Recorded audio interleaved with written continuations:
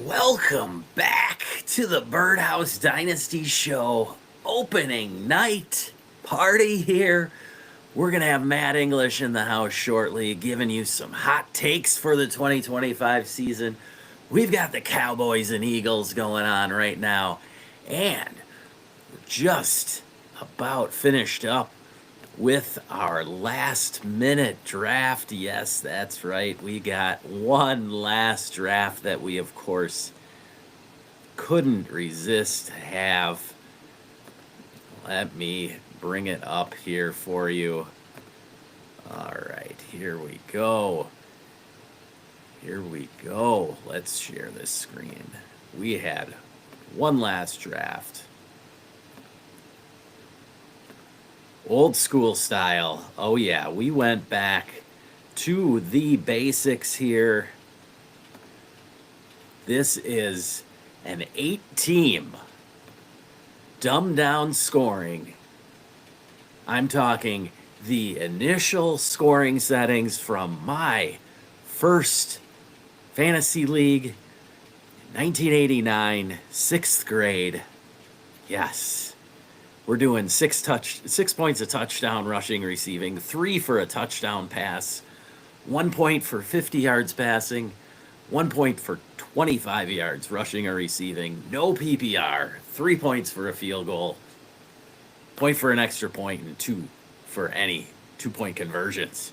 Yes, this is quite simply the simplest form of fantasy football as it gets. We've got an 8-team league here. Check out the... Oh, yeah, we went old school. Yeah. First 10 picks off the board.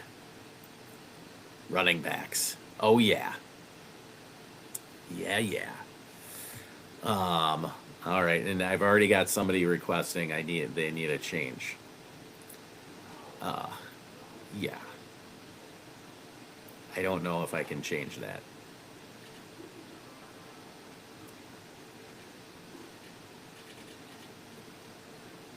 You can claim him.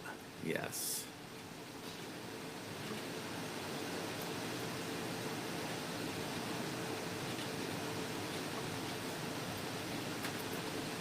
Oh, okay. They want to retroactively put in their players from tonight. Yes, that's totally fine. All right. I will do it after the show.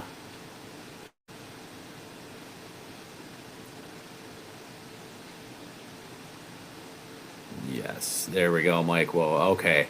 So yes, we had a little last minute extravaganza here. Bijan going 101, Gibbs going 102, Saquon 103, Henry 104, Josh Jacobs 105, CMC with the last minute scare, eerily resembling last season, but the Fantasy Reaper says, I ain't scared.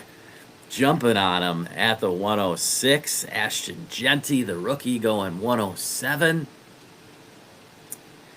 Bucky Irving, I couldn't help myself. Bucky Irving and Devon Achane at the turn. Then Chase Brown for Havdi. So his running back tandem of Genty and Chase Brown. The Reaper then jumps on Jamar Chase. He ain't scared of no PPR. Then we had JT going to Mike Woe, and then the first QB off the board, Josh Allen. I feel the rushing quarterbacks will be popular here. Justin Jefferson, Neighbors, and Amon-Ra to finish out the second round. Now, we've got the Eagles driving here into Cowboys territory. It is 21-20 Philly with about 11 minutes to go in the second half. I believe Matt English will step in around 9:30 Central Time, that is. And so we've got about 20 minutes or so before that. So I can go ahead and give you some of my hot takes for the 2025 season. I do want you to know that I hope definitely hope that you drafted Hunter Henry. As you can see down there, Hunter Henry, my second tight end here after I got Mark Andrews. Hunter Henry is in line for a massive workload this year. 6 targets a game once Drake May took over last season. And with the wide receiver room that they've got, I am pushing Hunter Henry as a top 10 tight end this season. I don't know how hot that is. Can he get to top 5? I would love to see that, as I have plenty shares of Henry going into this season. So that is hot take number 1. Now I'll save my second one for you in a few minutes. But yes, we've got the Eagles driving. Saquon just came back in. And yes, we've got a question. Yes, we do.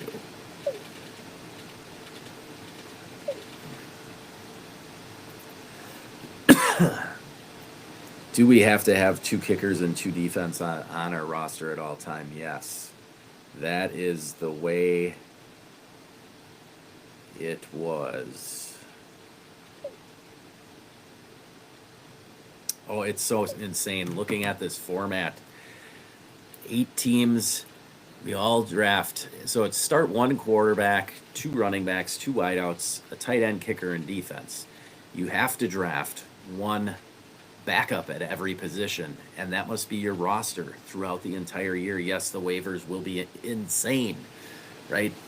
Now, what that means, there's only 16 quarterbacks out there at all times. There's only going to be 24 running backs rostered at all times, 24 wide receivers rostered only. You know how many receivers are on waivers? This is going to be flipping nuts here at receiver. At tight end, 16 tight ends, well, that's nothing crazy. But then 16 kickers and 16 defenses, I love it. Oh, but the big news tonight, Christian McCaffrey with the calf injury pops up on the injury report. Oh my goodness, just the absolute nightmare of nightmares for CMC owners. I'm going to check out the latest here quick.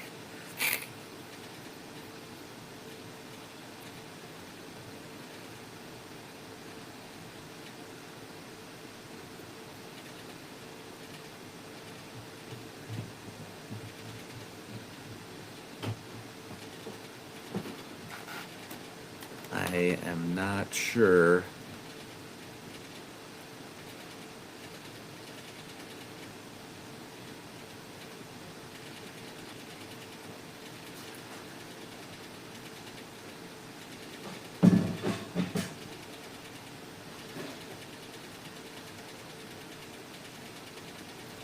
Oh man, I don't know. There isn't really anything other than he had trouble with it at practice today, so he was limited, and just yikes. Yikes. So the Niners take on the Seahawks week 1, and will it be McCaffrey, or will it be the newly acquired Brian Robinson in the backfield for the Niners to start the season? This is just, what a shit show in San Francisco. It's practically unbelievable that this happened, but really, you know the risks taking Christian McCaffrey. You knew the risks if you traded for him in Dynasty. You knew the risks if you hung on to him in Dynasty one more season, praying for it to happen. And yes, once again, we have a calf injury, and I just don't know if this guy is ever, if he's ever going to make the Hall of Fame. Like, Hall of Fame talent, no doubt. his numbers are pretty good when you stack them up career-wise. Now, I mean, average per season, if you compare him to somebody like Gale Sayers or Terrell Davis, who suffered injuries and limited their overall numbers at the end of their careers. CMC's right there with them. Let me bring up some stats, career stats for McCaffrey. But like, what do we do with him? I mean, you can't trade him now, so you're just stuck. And hopefully you had a backup plan. Hopefully, like, if you traded for him in Dynasty, you were well set to handle this problem.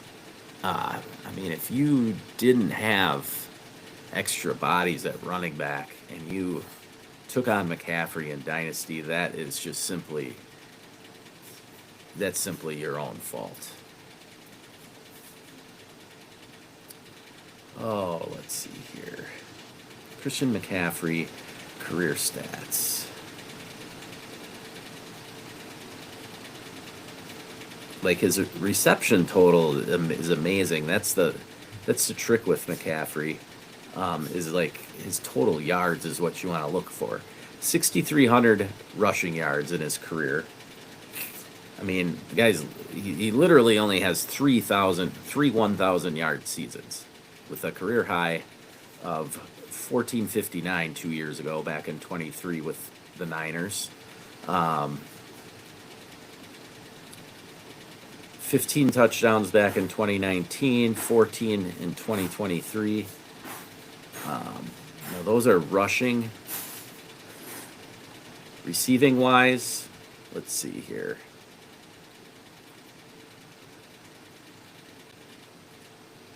Receiving wise, he has 4,400 career.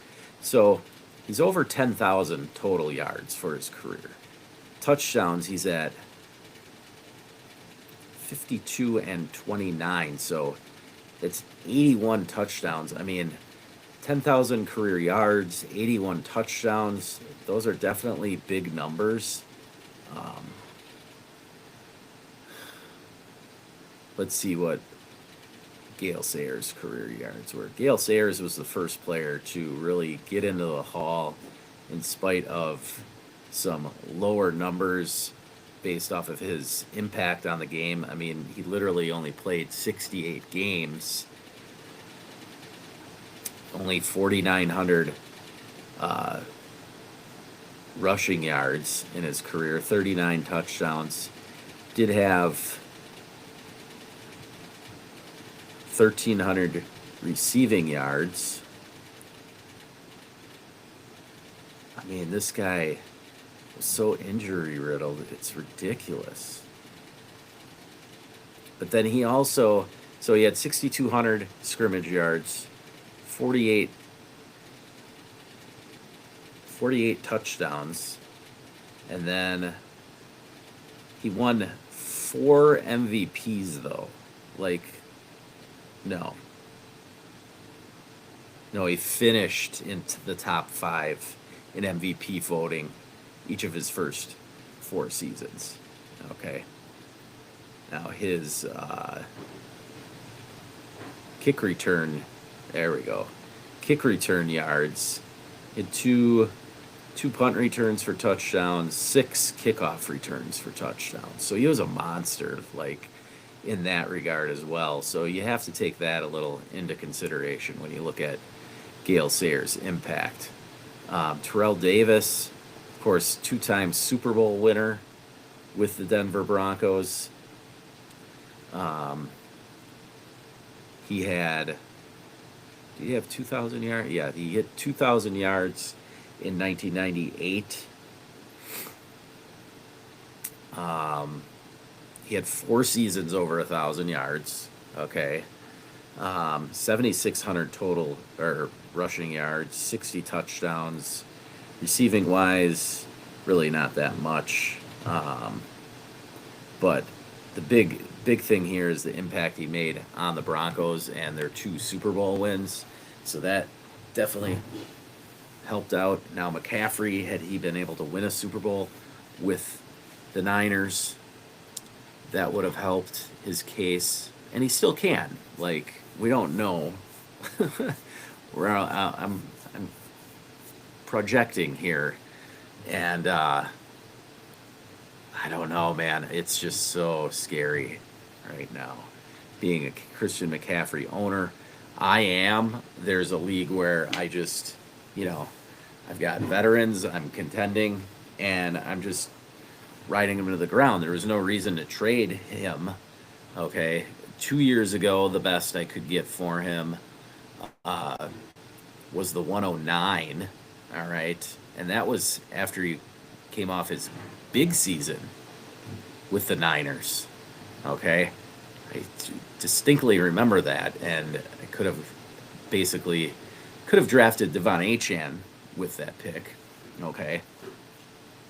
But at that time, Devon Achane, didn't look so promising because of his injury concerns being the size that he is. So, I don't know. I feel fine that I stuck it out. Obviously, it sucked last season, but it just blows my mind here what we're looking at with McCaffrey this season coming up. Oh man. I mean, I'll take again. Oh, we got Dallas.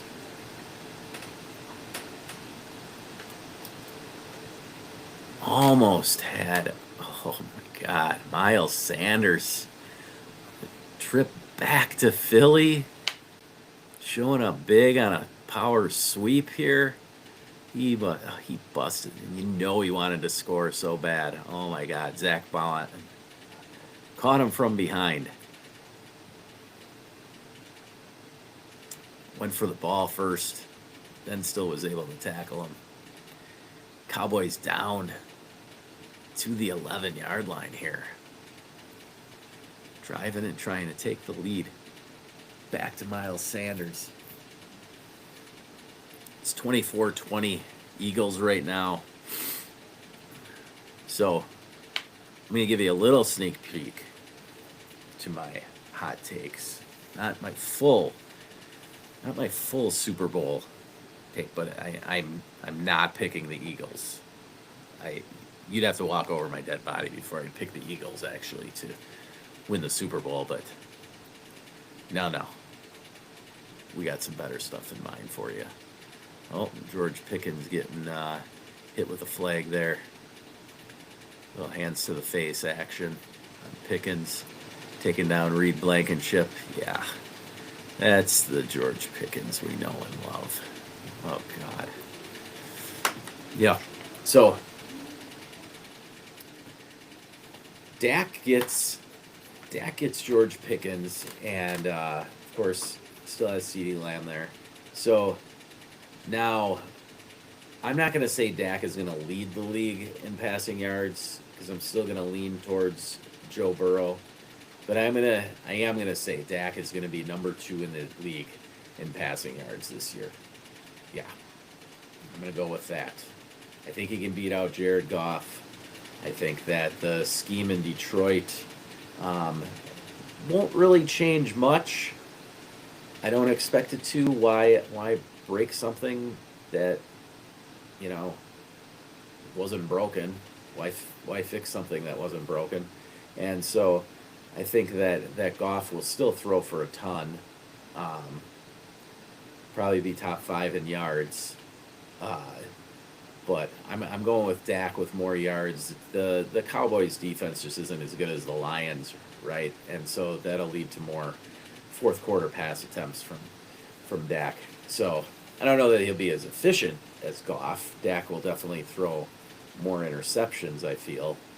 But yeah, I'm going number 2 in yardage total, and it'll lead to a top 10 season fantasy wise for Dak. Who knows how many touchdowns? I mean, the sky's the limit, really. I shouldn't say the sky's the limit. I'm not projecting 50 touchdowns. He doesn't have a good enough receiving core around CD and Pickens to pull something like that off. I mean,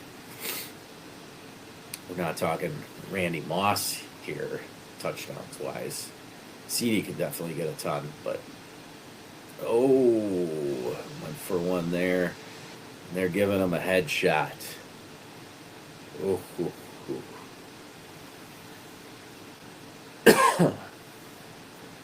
Jake Ferguson just took one to the head. Blankenship. Dak just floated one right over the middle for him. Blankenship had no problem going right to the head. Funny thing is he actually wouldn't have caught it. He was bobbling it already. Oof, that was a hard hit. Oh boy. Yeah. Dak and Jake just shaking it off. Man, yikes. All right, now we got the Cowboys in business once again. 1st and 10 from the 11. So yes, they can still get a first down here. Man, it's great to be back. Football. My kid's first game is Saturday. We got football tonight. And there's the Eagles D getting a turnover. Oh, ouch. Miles Sanders is going to get dogged. Oh, my. Yes, he fumbled. Oh, yeah, that came out for sure. Wow. There's that Eagles D making some plays. That's a big, big turnover. Wow. I mean, because even if the Cowboys come out of that with a field goal, then they cut it to 1, right? But now they get nothing. Give the ball back to Jalen Hurts and Saquon and let them run some clock. Oh, boy.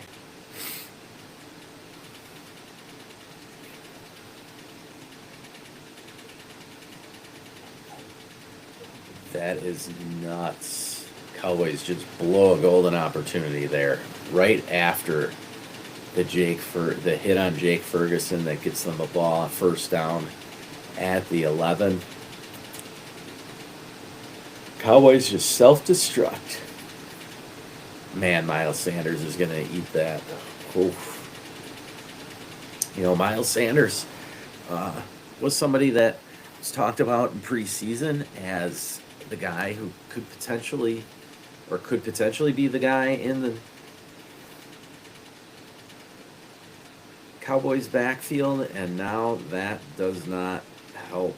Javonte Williams already with 2 touchdowns, looking like a league winner in an opening night.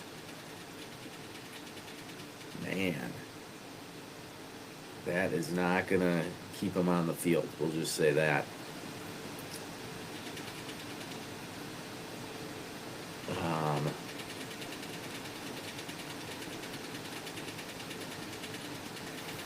Wow. All right. Well, guys got anything to message me in the house here? Any questions? All right.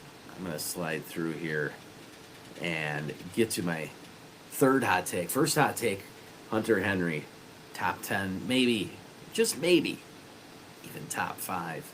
Dak Prescott, number 2 passing yards. All right.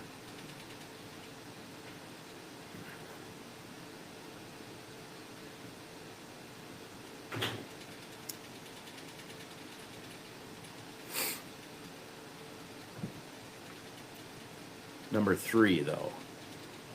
Now, number 3 is, I don't know if I want to, okay. I don't know if it's so hot. Okay. I'm going to do it. I'll say Kenneth Walker will be top 5 running back rushing yards. Okay? So we're looking at just total rushing yards for running backs, and really for me all that has to happen is Kenny Walker stays healthy enough. Like, that has only been his real downfall. Like, the dude at one point a few years ago, Kenneth Walker was Dynasty running back 1 at one point during the season. And so the potential is definitely there. And with the new Clint Kubiak offense, I think that, there's the words about Zach Charbonnet. He's always there, right? But to me, he's the clear handcuff, and Kenneth Walker is a bell cow. All right? So if you haven't gotten your hands on Kenneth Walker by now, it's probably going to be too late, because weeks 1 and 2, and by week 3, as long as he's healthy, this guy's going to be a monster. So that's my third take. Kenneth Walker, top 5 in rushing yards. All right. We'll leave the last 2 for when Matt finally gets into the building here. We're looking at hopefully just a minute or 2 away here. He had to handle the kids this evening, so we're being patient, man. We're being patient. So how about that Eagles D coming up big? There's a severe thunderstorm warning now issued, so the players are going to the locker room. Here we go, and we're gonna sit here and wait, and Miles Sanders gets to sit and stew over a lost fumble. Yeah, so now the players all go back to the locker room. Then they get to come out and get warmed up again. Oh my God. This is... We'll take a little breather here. Oof. So, what are we going to do here? Yeah, we're talking, we're not playing football for at least another half hour. Great ratings for NBC here, because people are just going to sit and listen to Mike Tirico and Collinsworth talk. But instead, you could listen to me here, which obviously you must be enjoying. But, man, that's a rough one for the Cowboys. It's been a good game, though. Cowboys are hanging in there. I wasn't sure what to expect from them with the Micah Parsons trade. But, in camp, they've been playing without him for most of the camp, at least. He was dealing with that back injury. And so they've come out. They haven't looked great. I mean, they have given up 24 points to the Eagles, but the Eagles, their offense is phenomenal. And so it's not a bad thing. All right, let's talk about this draft here again, huh? So we got first 2 rounds we went through. So after Ramczak went Bijan and then Amon-Ra, he grabbed Kyron Williams, finish off the turn. Then Omarion Hampton, the rookie, to Hergot, who Matthew Berry loves as his breakout player. I mean, not like I didn't tell you about Omarion Hampton going back to before the Combine, but anyway, love Hampton this year. Then Frosty's decided to be the guy who doubled up at wide receiver, and so he's got stud at wide receiver in Jefferson and CeeDee Lamb. Then we got Spencer going Nico Collins. And after that, Lamar Jackson, second quarterback off the board to Mike Woe. James Cook to the Reaper. Then Jalen Hurts, who's already popped off 2 touchdown rushes tonight for the Eagles, and Havdi. And then I went, I didn't want to miss out on an elite quarterback when it presented itself. I really, honestly, I wasn't sure. I contemplated taking Allen or Lamar at the first and second round turn, but I was like, nah, I can't wait on running back. I don't know how many are going to go before it comes back to me. And so I took a chance, and one fell, and I was able to get Jaden Daniels. I knew I was taking that one. Then it was tough, my next pick. I liked Puka, Drake London, Brian Thomas, and A.J. Brown. Liked all of them, but I just leaned on Puka. I'm not afraid of Matthew Stafford's back. I think that even if he's out for a week or two, Jimmy Garoppolo can come in and do fine. So,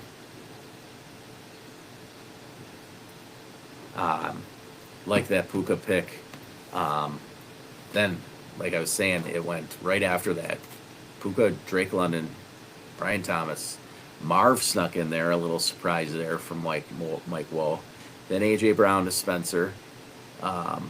Forgoing the running backs. He was the last one to draft 2 running backs. Frosty's jumps on Breece Hall. And then we had the 2 tight ends go. So I did contemplate taking Brock Bowers where I took Puka. I just didn't want to get bit because touchdowns are so important in this format. Once again, the format is the scoring is 6 points a touchdown scored on the ground or receiving, 3 for a touchdown pass. So, yeah, I didn't want to get bit by having a tight end that I drafted early and just didn't get into the end zone. So anyway,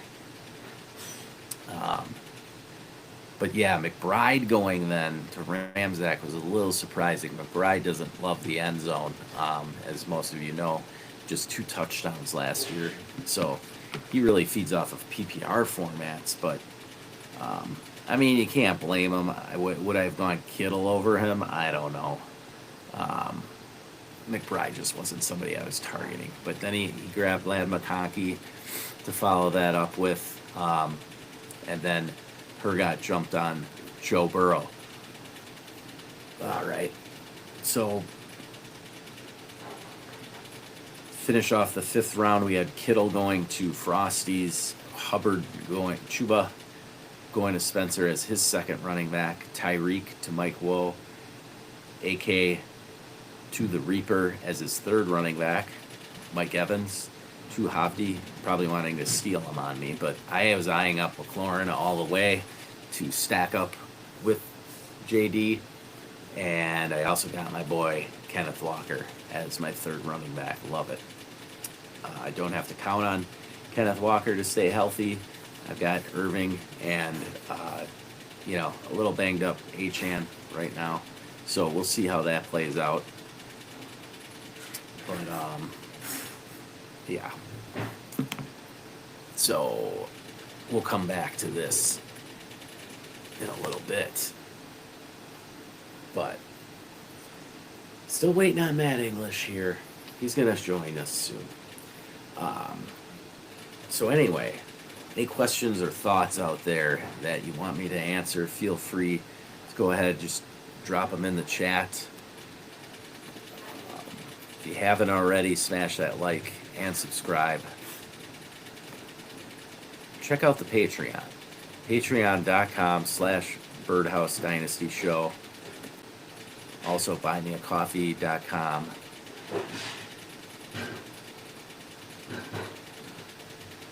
/Birdhouse Dynasty Show. Alright. I will put those in the chat down here.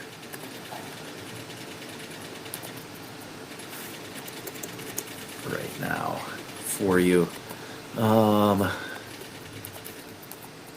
What do you think about the Chiefs Chargers game tomorrow night?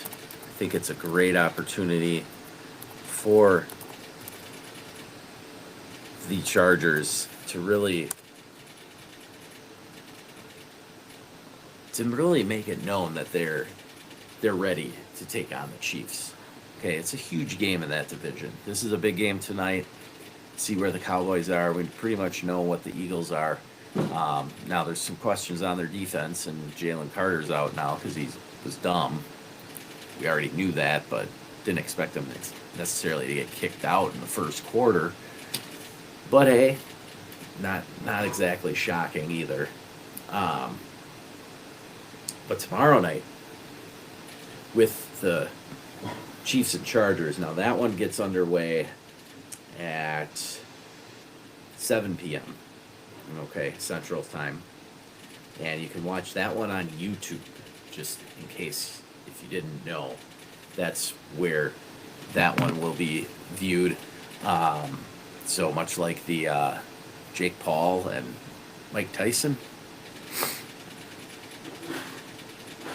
Ted or Marv? Half PPR. I'm guessing that's to start week 1. Okay. Ted or Marv? I really like Carolina's matchup against the Jacksonville D, and so I can't remember who. Yeah, it was one of my co-owners, Fantasy Reaper. He had asked about Tet or Ibuka, and jokingly, of course, I said gotta go with Ibuka right away. But after I really looked at it, he had one other wide receiver option too. But I told him no, you should probably go with Tet this week. Jalen Coker is out. Not that he was really going to be stealing looks from him, but he had played with Bryce Young before. Now you've got Hunter Renfrow sliding into the slot role, because initially they let him go, but then brought him back right away, which was kind of inevitable. They were going to do anyway, but I still see Tet as the main guy. I'm gonna roll with Tet until I see it from Marv. I want to see some more targets go his way before I hop in. Now, I mean, most teams, they're gonna have to start Marv if they've got him, right? But I can see certain instances where, this could be the case. And yeah, I'm gonna lean with the rookie. I like the matchup against the Jacksonville D. Yeah. Arizona is playing, I forget who they are playing. Let me check who they're playing. Oh, man, they're playing the Saints. Whew. Well, I mean, game flow-wise, yes, they could jump out to a lead with some touchdowns from Marv, but I'm going to say this is going to be a big James Conner game. So I don't know how many targets in the second half they're coming Marv's way. That Carolina-Jacksonville game could be a shootout, though. Neither team's defense looked great last year. I know Carolina drafted a few defensive players to try and help that cause. But their offense is going to be in its second year under Dave Canales. They got a big body now for Bryce Young, and he's going to use it. We'll see if he improves from last season, and that second half of his that went well, and so we're gonna see. But yeah, I'd roll out Tet. I think that's the way I'm gonna lean. Yeah, I don't know who you drafted first, or if this is redraft or dynasty. Doesn't really matter that way because you still just got to pick somebody. I'm going to leave Tet, though, for you. All right. Good question, though. That's Mike. Whoa. I'm guessing you're leaning Marv since you just took Marv in our draft we just did. But I don't know. That might be her guy, too. Who did get Tet in that draft? I'm curious. Where did he go? Again, guys, this was an 8-team league only. So, super fun though, just to throw one together. Tet McMillan, Tet. There it is. The Reaper grabbed him as his third wideout behind Chase and Ian Thomas. Okay. So yeah, it's probably sitting week 1. Okay. Any other start sit questions, Mike? Go ahead and throw them out there. This is the time to do it. All right.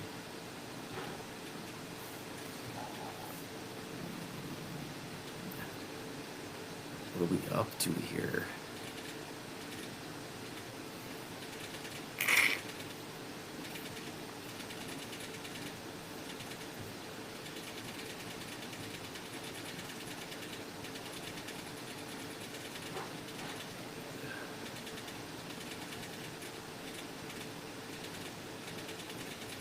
Okay. Well, I can't remember what was the game. This happened just a couple of years ago, an opening night too. Was it in Kansas City? Pretty sure it was in Kansas City. The network loves it. I mean, because they just get to talk more, and everybody's keeping the game on, right? So now they get all these ratings up until, instead of 10:30 our time, now they're going to be on till at least 11. We'll see who all is able to stay awake for this extravaganza. As long as the game stays close, though, I mean, one possession, people will stay tuned. Now, if the Eagles take this ball when they get back out on the field, which I expect them to come out and, you know, a heavy dose of the run game. They might do a play action, though. But if they are able to get into the end zone and make it 31-20 here, you might see some people tune out rather quickly. So, yeah, could be a very interesting first 5-10 minutes here for this game once they get back onto the field. All right, so I said that I didn't trust the Eagles to win the Super Bowl this year, go back to back. Now, part of it, yes, is my deep hatred for the Eagles just altogether. Mike, it's the Turtle League you were leaning Tet to. I see. Yes. Yeah, that makes sense. Yeah, that's the way I'm gonna lean, Mike. I'll tell you. I'm not really contending in that league, so more power to you. I hope you pull it off this week. Unless, of course, you're playing me, which I don't think so.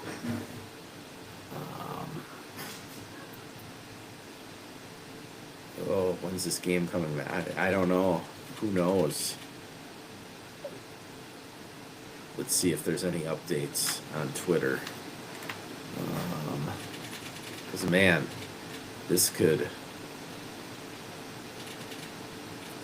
We have to wait at least another hour for an A.J. Brown target. Yeah, that would be real nice if they came out of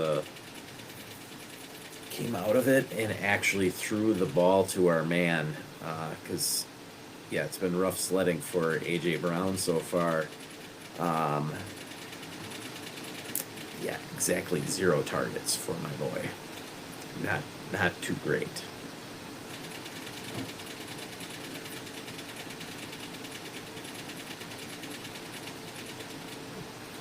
So whenever it is, they need to throw the ball to AJ.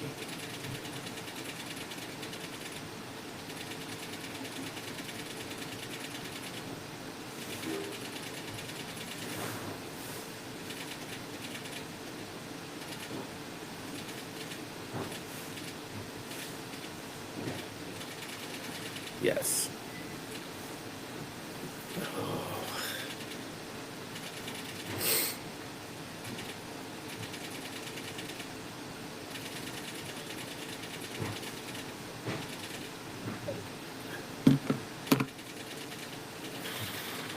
So this is Jalen Hurts' 16th career multiple multiple touchdown game on the ground.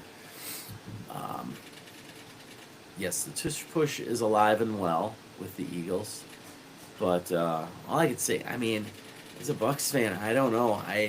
We're not really scared of the Eagles. We've beaten them the last 2 times we've played them. Um, last year in, I think it was like week 5 or 6, we were kicking their ass in the first half. They came back and made a game of it, but we still beat them. And then, of course, the playoff game 2 years ago. So I don't know if it's our scheme just gives them a little trouble.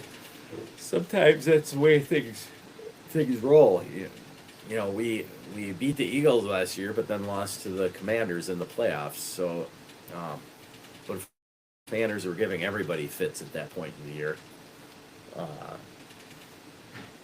Now the Eagles knew them well enough, and they were able to stave them off in the NFC Championship game. I shouldn't say stave them off. I mean, they absolutely rolled.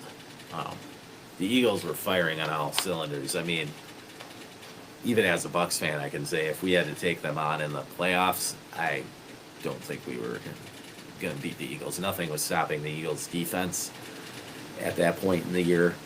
Now, the Rams did give them a good battle in the divisional round, and so the Rams are a team to watch. I think that they're still probably the best team in the West. The Niners could definitely win that division now with the McCaffrey news. That'll make things interesting there.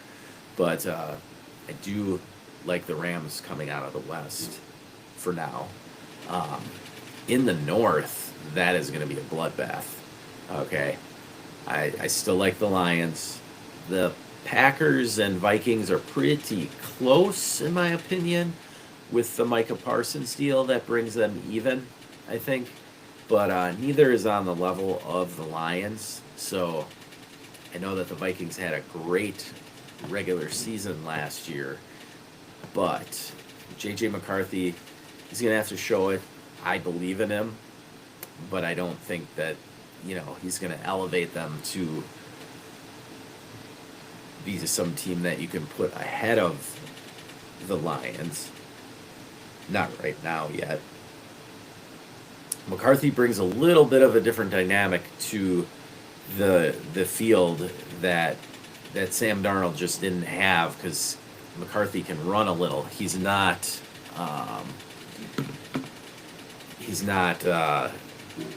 Jalen Hurts or Lamar Jackson or even Bo Nix, right? But he can run at least as much as like Justin Herbert, all right? So what I'm saying is, you could get 5 touchdowns on the ground out of McCarthy. I could see that for sure. Now, back to the East, I do think that the Commanders can give the Eagles a run for their money. Now, I don't know that the Commanders can beat the Eagles head-to-head, though. That's the interesting part.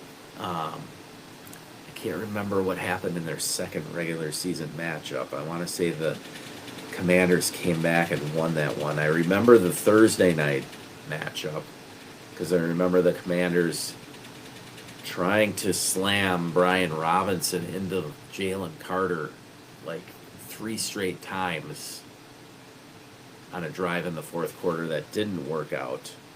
And then Saquon made them pay right afterwards. So if we go back here, I can't go back to last season. Damn it. All right.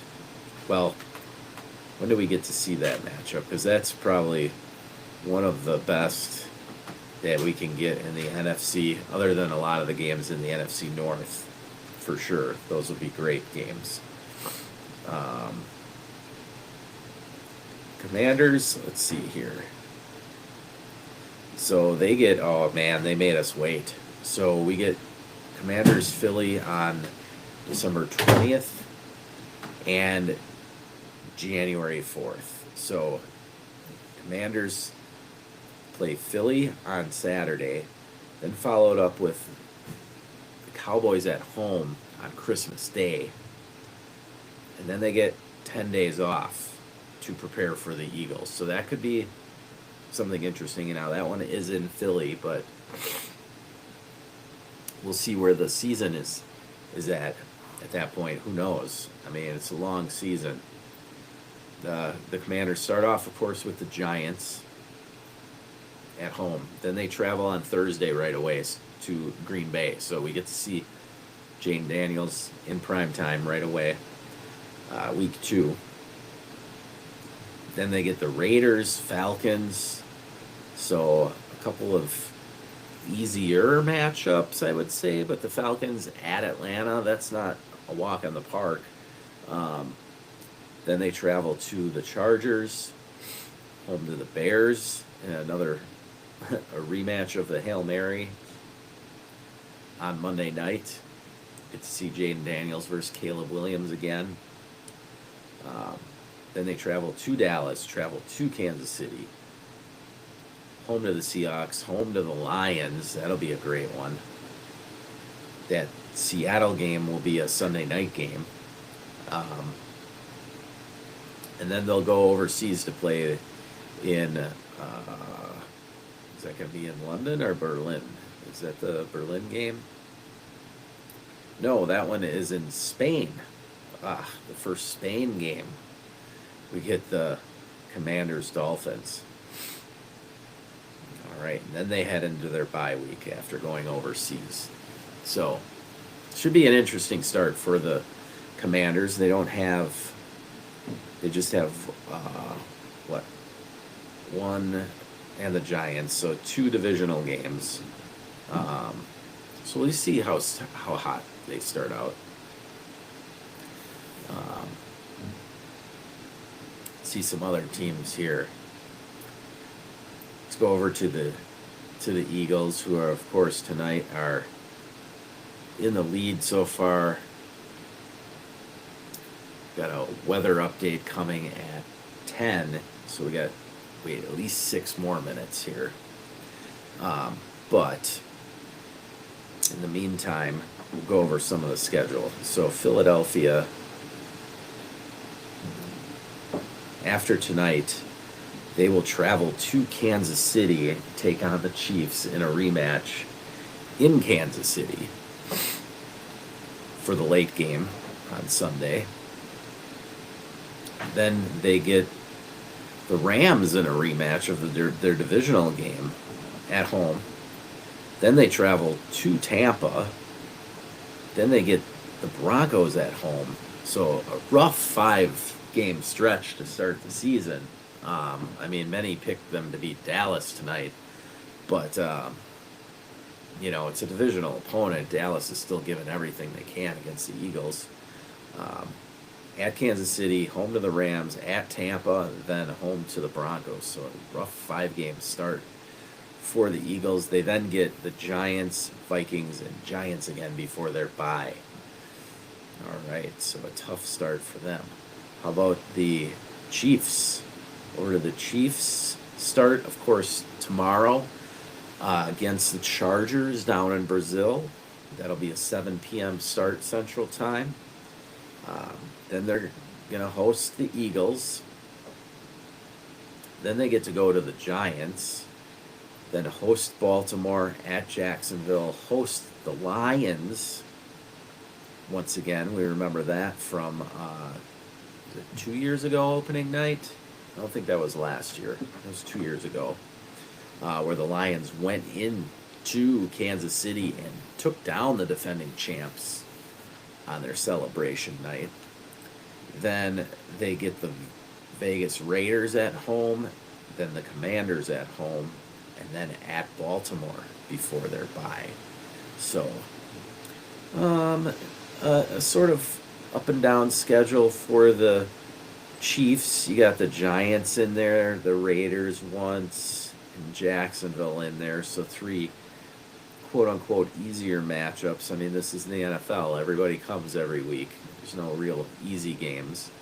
But then, I mean, you got at Buffalo, Commanders at home, Lions at home, Ravens at home, Eagles at home. Jeez, do they get to play everybody at home? They're playing at Buffalo. But, man, I mean, they get the Giants on the road, Jacksonville on the road. This first game is on the road for both teams. But yeah, it seems like the Chiefs get to play everybody hard at home. Gee, funny how that works out. All right, I'll stop. All right, let's check out the Bills. So the Bills travel to the Jets week 2 after, I believe they're hosting Baltimore week 1. I know they're playing Baltimore. Yes, that one's in Buffalo Sunday night. They get, let's go back there.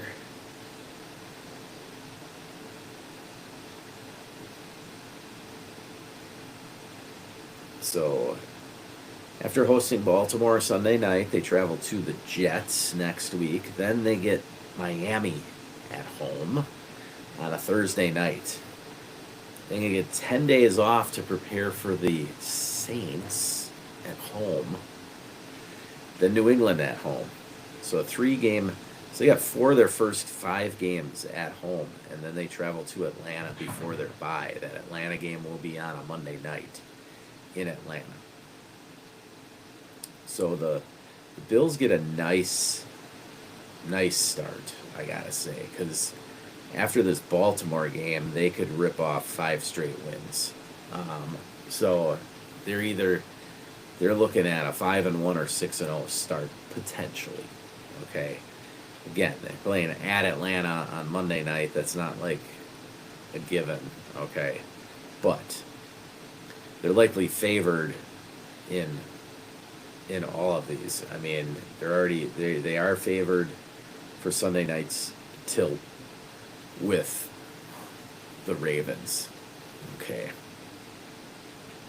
Baltimore, let's check out what they've got going on to start the year. I know they have the Chiefs in the mix there. But they're at Baltimore, then home to Cleveland, home to Detroit. That's a juicy matchup on Monday night, week 3. Then they travel to Kansas City. Then home to Houston and home to the Rams. So the Baltimore Ravens get no favors from the schedule makers. I guess Cleveland at home, but that's a divisional game, and the Browns show up for those. So yeah, it's a rough first 6 games, totally opposite of the Bills' schedule heading into their bye, week 6, which they both have. Who else do we want to look at? Let's give you my Buccaneers schedule. So Tampa gets to start out in Atlanta, then travel to Houston for a big Monday night game with the Texans week 2.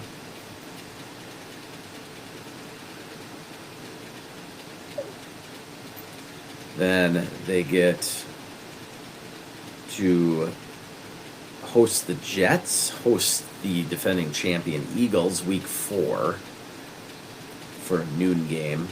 Then at Seattle, home for the Niners, at Detroit, and at New Orleans to head into the bye week. Now that Detroit matchup in Detroit is a Monday night game. So 2 Monday nighters in the first 8 games for Tampa. Then they'll get to host the Falcons on Thursday night. They also play at the Rams on a Sunday night game. That's around week 11. So those are the primetime matchups for my Bucks. Let's see Atlanta's schedule. Atlanta's a team that's right in the middle there. A lot of expectations for Michael Penix to step it up, give that offense the extra boost that Kirk Cousins wasn't able to. And so they're, of course, starting off with Tampa at home. Then they go to Minnesota, then to Carolina. The Minnesota game, week 2, is a Sunday night game. So we'll see Penix versus McCarthy on Sunday night, week 2. Then they get to host Washington in that matchup, week 4, before they head into an early bye. So I don't know that they love that early bye, but that's what the schedule makers gave them. And then they get to host the Bills on a Monday night out of that bye. So that could potentially make it a little more difficult for Buffalo. Then Atlanta travels to San Francisco, hosts the Dolphins. Pretty easy schedule, I must say, it looks like, for Atlanta, honestly. All right. Now let's check out the Chargers. So they're in Brazil to start things off. Then they travel to Las Vegas for the late Monday night game, week 2. There's going to be 2 Monday nighters next week. Houston hosting Tampa is the first one. Then the Chargers traveling to Las Vegas is the second one. So 2 primetime games to start things off with for the Jim Harbaugh and the Chargers. Week 3, then they're at Denver for a big interdivision game. Then they go to the Giants, host the Commanders at Miami, hosting Indy, hosting Minnesota, at Tennessee, home to Pittsburgh, at Jacksonville, then finally their bye week in week 16, bye week 13 for the Chargers. No, bye week 12, sorry. 18, 17, 16. Yeah, bye week is week 12. Yikes. Right before Thanksgiving. Okay. So that's a long haul. Ideally, I would think if I'm an NFL team, I'd want that bye week right in the middle, weeks 8, 9, 10, somewhere in there. I think that'd be ideal. Help you get some injuries taken care of heading into the stretch run. Now, if you have it super late, I guess it could be okay as long as you start off well. But man, if things start going awry and it's week 6, 7, then you're like, where's our bye? We could really use this. That doesn't happen when you get stuck with that one of those late buys that the NFL drops on teams. I would honestly love to see the NFL go to the 20-week season once they finally, it's inevitable, they'll have 18 games. Probably drop the preseason down to 2. And I'm guessing they're going to start either Labor Day week or so what would be like last week, or just extended another week into February when we have the Super Bowl. So anyway, here we are. We've got Matt English. He's here. How we doing tonight, Matt? Man, just made it. Oh boy. And I'm clueless as to what's happening. Let me bring you up here. Something's with the audio. Uh-oh. Let me check it out here.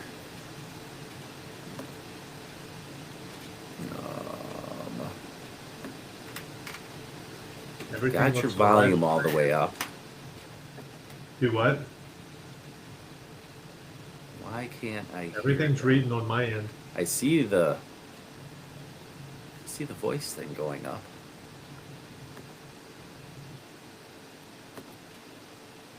Mute you, unmute you. There we go.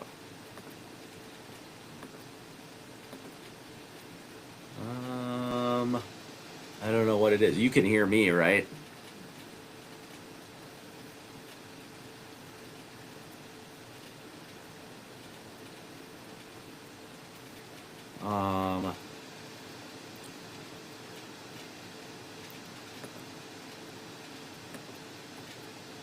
Huh. what it is. Got that all set. That is right. That is right.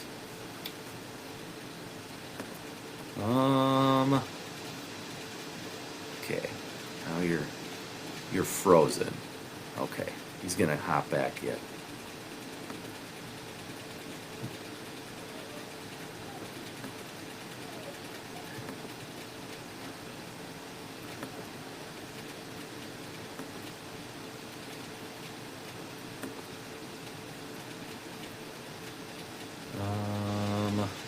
Okay.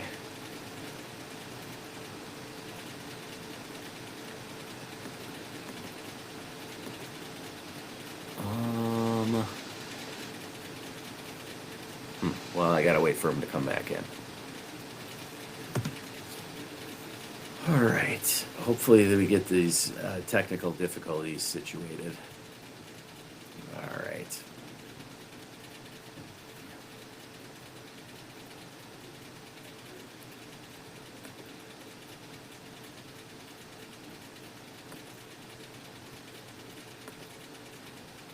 I'm gonna hop out for a second. No, I don't want to leave. That would be too weird. We'll see if he comes back, makes it back in here shortly, and then we'll get things figured out here for you guys, and then we'll get Matt's hot takes for the 2025 season. Yes. All right.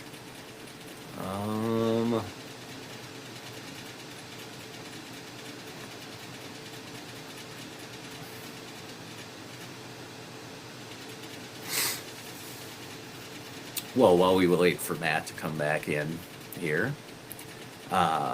once again, we're in the midst of a delay in the Eagles-Cowboys game. How's that? Is this working better? Still can't hear you, Matt. Here, let me leave. I'll come back in. Let's see. You hang tight. I'll hang tight. I don't know what there is to hang tight about.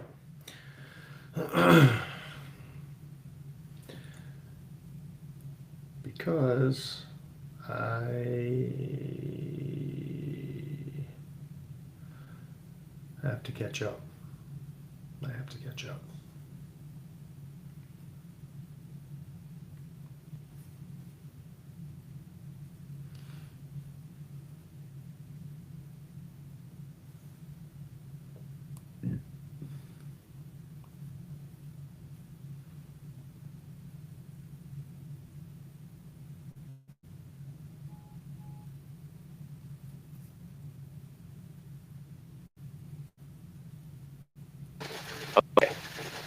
Hey, there we go. There we go. Now I can hear you. You can hear me now? Yes, I can. I don't even need those. Okay. All right, how we doing tonight? Doing pretty good, man. I have no idea what's happening in the game because I'm coming in here and I just see that it's delayed. Okay, so the Cowboys are hanging in there, but they were driving down 24-20, got down to the 11, and they were going to get stalled, but got a hit to the head on Jake Ferguson, and so they got first down at the 11, and then Miles Sanders fumbles the next play. I saw that there was a fumble. Yes, so we are now, and then they went right to this weather delay. So they're gonna. Oh, they just said it. Okay, warm-up's gonna resume at 10:15, so in 4 minutes here, and then play will resume at 10:30. Okay, so we get to sit here and chat while everybody's waiting. Yeah. So anyway, Jalen Hurts has 2 rushing touchdowns. Javonte Williams, yes, 2 touchdowns. Couple field goals, and Saquon added the other touchdown. A.J. Brown, 0 targets so far. So Yeah, I saw that, but I haven't seen any of the games. So I think the Eagles are just trying to milk it. Right now, Jalen Hurts, his pass attempt total is only at he's at 15. I don't know if that's necessarily low for him. He doesn't usually have that many pass attempts, so they're midway through the third quarter. I wouldn't say that's necessarily out of character for them. Saquon's at 11 carries for 61 yards. Hurts has got 6 for 48 and the 2 touchdowns. But yeah, AJ Brown, nothing. Dallas Goedert has 6 catches though for 35 yards. yeah, Yeah. I've seen that. That looks good in our double tight end league. So Oh yeah, you gotta that's a love good that. thing there. Yes, indeed. Jahan Dotson had a big 51-yarder. So they're smothering AJ Brown, but Jahan Dotson got loose. Yeah. Look, Over for the Cowboys, I mean, CD hasn't had trouble. 4 for 86 so far. right. Pickens just 2 for 15 though so far. Mhm. And then Jake Ferguson just 3 for 13. So Dak, I mean, what do you expect? I mean, it's the Eagles D. Now Jalen Carter got kicked out in the first quarter. Yeah, that's crazy. Crazy, but not shocking either. Yeah, I mean, I don't know. So here, get this. This is a fun stat.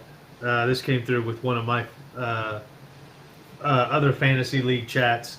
It Yeah. says Jalen Carter getting ejected seconds into week 1 was the fastest NFL ejection since 2005, when another Eagle player was ejected for fighting 40 minutes prior to a week 1 game. Prior to the game, so you got kicked Prior out to the game. before the game. Yeah, that sounds like an Eagle for you. That's fantastic work. Just fantastic stuff. That's what we bring you in Thank you, here Garrett, for, Matt. for sending that. That's what we bring you in here for. Those tidbits. Yeah, You know. those little tidbits. Exactly. Yeah.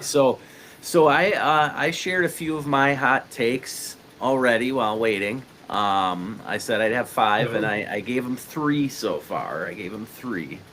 All right. So I need I to hit catch him up. with my Hunter Henry top 10, maybe top 5-ish projection. Okay. That's based off of him averaging 6 targets per game with Drake May at the helm last year. So you know my fascination with Hunter Henry going into this. Yes. So Oh, yes. yeah, that's not a surprise. That is your punt the tight end position guy.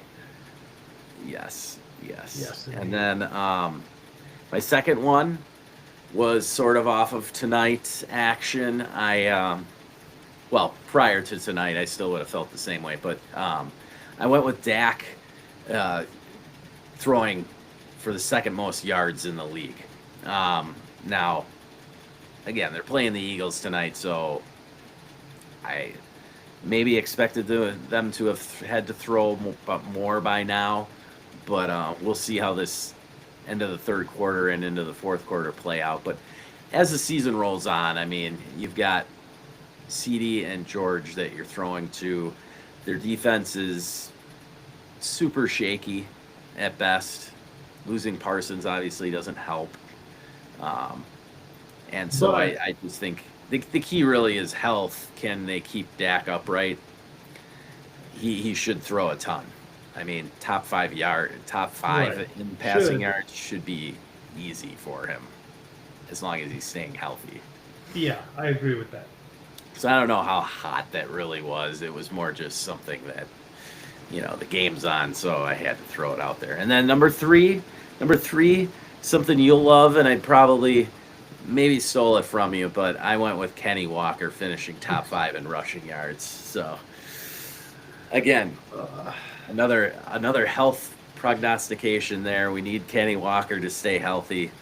I know we both got him in a lot of leagues, and so I'm rooting for you with that one as Okay. well. All right. So, did you come up with one to fire at us right away with? Yeah, because you took away my kit, one of my staples that I've had for this off season, so that's fine. Um, so to counter that one, Okay. I will say that I'll stick with running back, and I'll play with that shirt that you're wearing there. I'll say Bucky Irving um, is a Lucky. greater value than his ADP. I mean, I think he Okay. will finish higher than his ADP Okay. in Well, his total. ADP at Uh, running back, his ADP. I mean, it depends on your league format and whatever, but we'll just take him with up against the other running backs. Okay. sure. How's that? So against the other running backs right now, at least in the leagues I was in, he was going right in the mix with Josh Jacobs, Jonathan Taylor, after Devon Achane, but Taylor and Jacobs were right around him. Okay. Whether you took him before or after depended on the draft. Can't really think of there's one other running back that I want to say that's in that mix too that I'm forgetting. Chase Brown. Chase Brown. Yeah. Chase Brown. So are you saying then that Bucky Irving will outscore all three of those guys? Well, no, those guys could finish up there in the top two, so Well, okay. they could outplay their ADP. I'll say that I believe that Bucky Irvin's going to finish inside the top The top five. five. How about that? Because he's Okay. outside the top There five. we go. So I'll just say top five. Hey, Okay. I And will take that. That's half point PPR total fantasy points, right? I'm all for it because that means some fourth quarter rushing attempts for Bucky Irving are coming his way. I like it. I like it a lot, especially week 2. Especially in week 2. Yes, week 2 against those Texans. Yeah. Great. We'll see what happens. We'll see. Hey, you got a good squad down there. Good defense. Stroud can definitely bounce back, and yeah, good solid squad down there. That should be a hell of a matchup. Yeah. I think. It'll, I'm looking forward to it. I hope we see some fireworks. That's all. I want Yes. to see fireworks on the offensive end. I know the Texans. I want to have see a- Nico have a big game, but Tampa pull it out. That's my All right. that's my goal. I know Nico can That's have a your big game against us. That's for sure. Because our pass defense is something to be desired. So that's the biggest question mark I have about our team is how good that pass defense actually will be. And Gotcha. much like a lot of the Packer fans around here, they had no idea, no clue what kind of a pass rush was last season. Tampa needs somebody to step up. Yeah, Diaby's gotta finally really show up.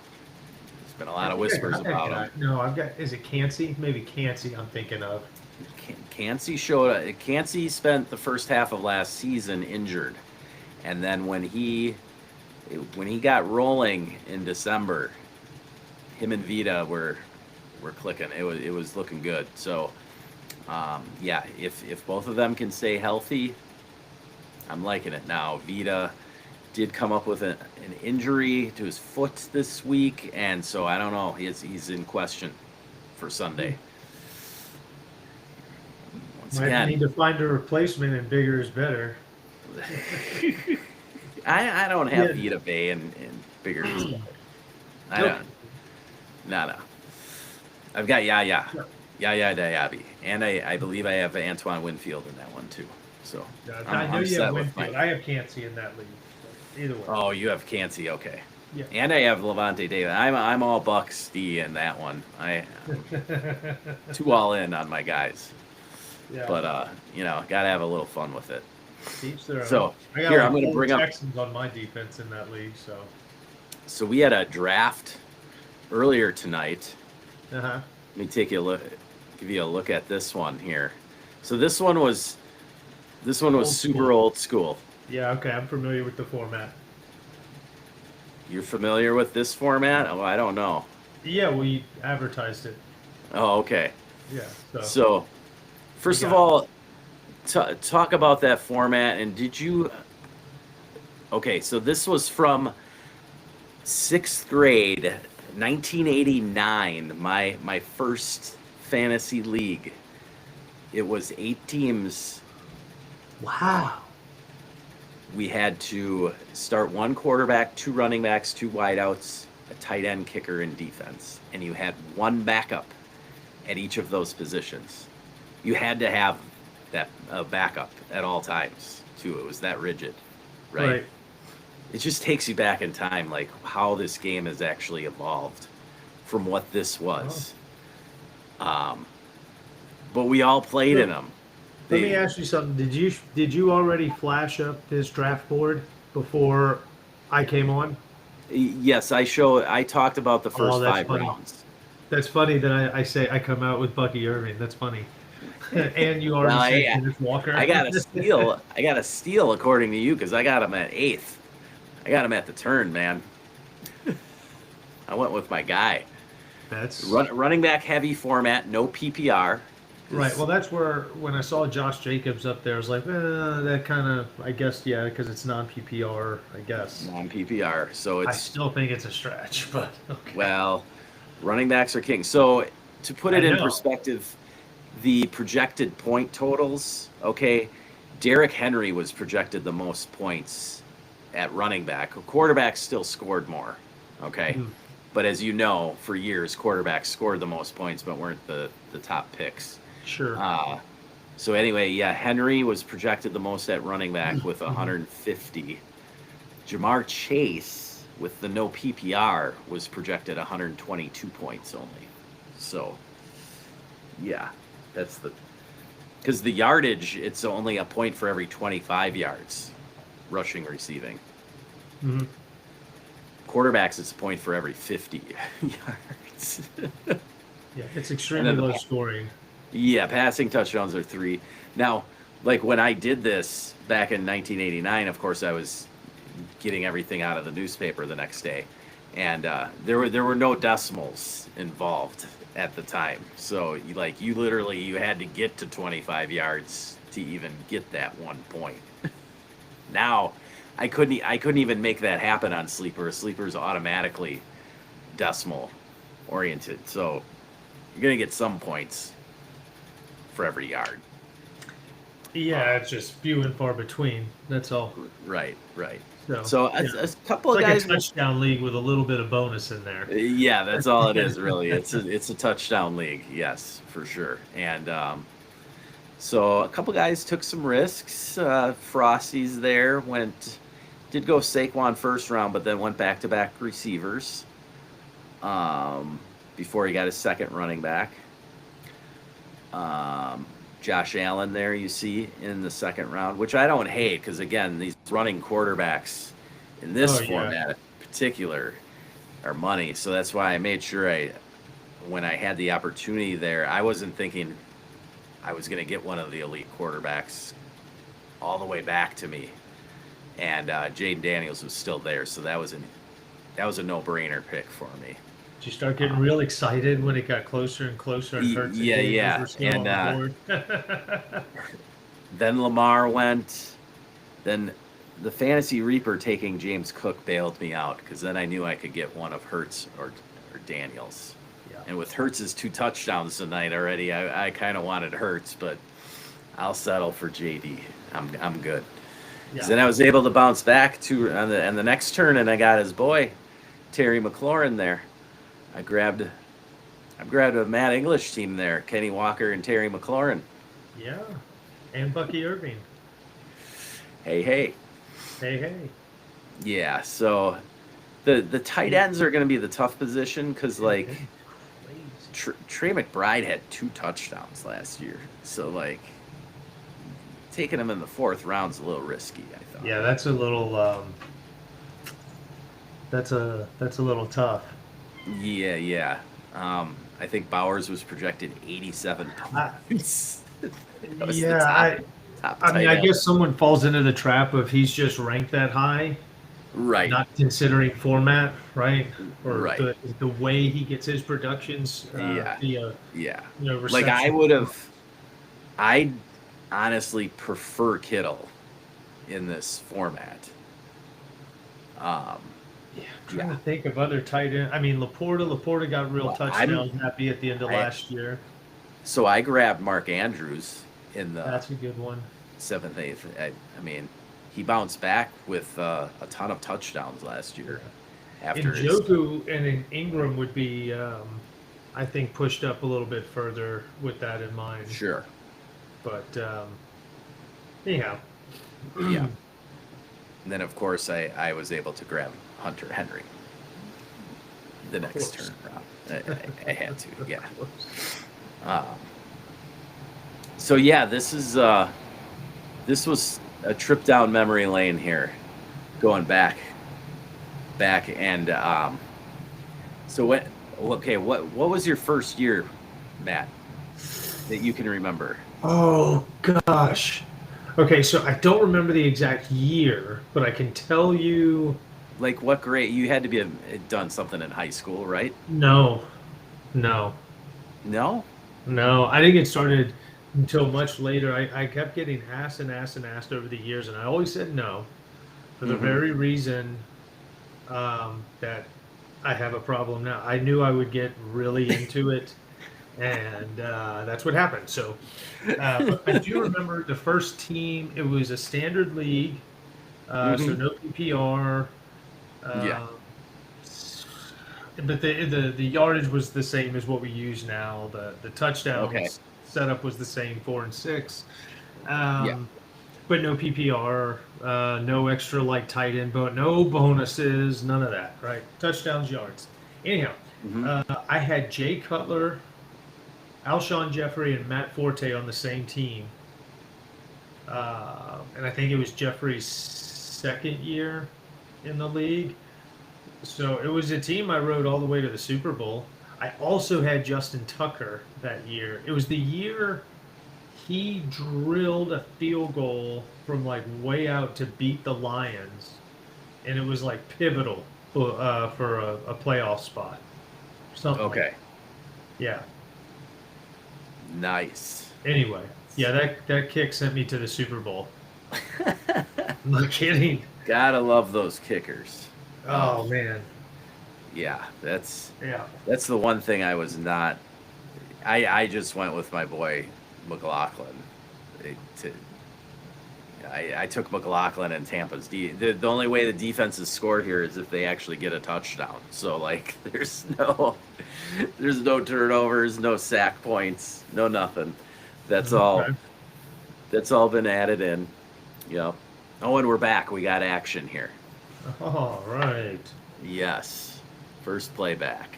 And it's a First handoff to play hit Saquon. AJ Brown for like, I don't They're know. just they're setting up the play action with that one.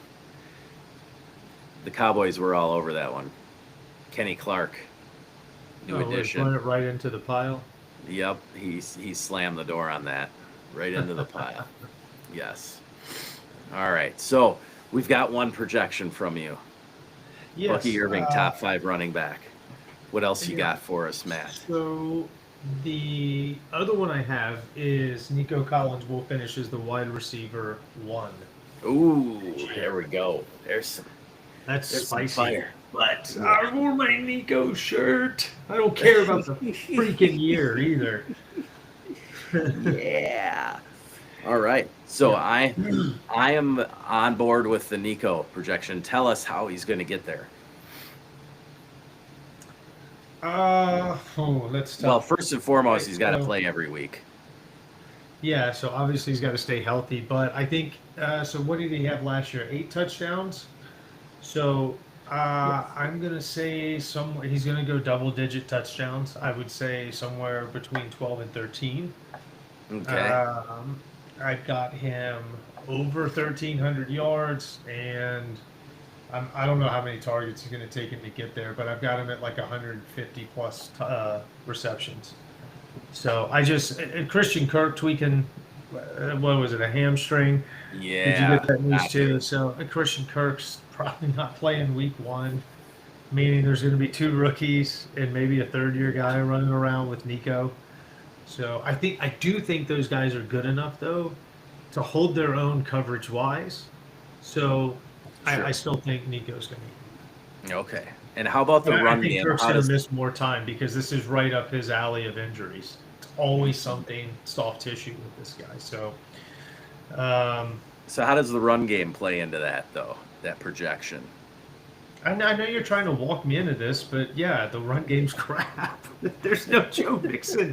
You got Nick Chubb, Damian Pierce, Dare Ungabwale, something like that. Yeah. I think I'm pretty close there. And then a rookie, Woody Marks. Woody Marks is actually an interesting add in PPR formats. So I So think CJ is going to be throwing a lot this year. yeah. Who do you A think lot. leads the Texans in rushing yards this year? Ooh. And don't say That's- C.J. Stroud because I know you got plenty of shares of him, but that ain't happening. I don't, that's not his. That's not his bag. Um, oh, that's tough. That's really, really tough because I just don't think Chubb's got the juice to like really bring Yeah. it all season long. I just Right. I don't think Damian Pierce can do it either. Nothing I've seen yet. I mean, maybe. I don't know. I don't know. It's going to be a pretty low total. I mean, I'm going to take it as like Joe ain't coming back, man. Doesn't look good. I mean, A foot injury like that and just the way that they held on to the information kind of a little and then finally dropped it and they just yeah, I don't like it for Joe. I mean, I got him on a couple teams and I'm just basically I've written him off for the year. I've planned elsewhere. He's yeah, I was lucky enough to get rid of all but one share yeah. just in the nick of time. Yeah. So hopefully you did not draft Joe Mixon in any of your redraft formats. Well, especially since the news came out he was going to be out to start the season. Yeah. Now, going from one injured running back to another, I'm sure you've heard the news that dropped just prior to tonight's game, and that is Christian McCaffrey's calf. Oh, yeah. Yes. Eerily similar to last year on the timing. Just Mr. Christian McCaffrey. yes. Oh my God, that's too perfect.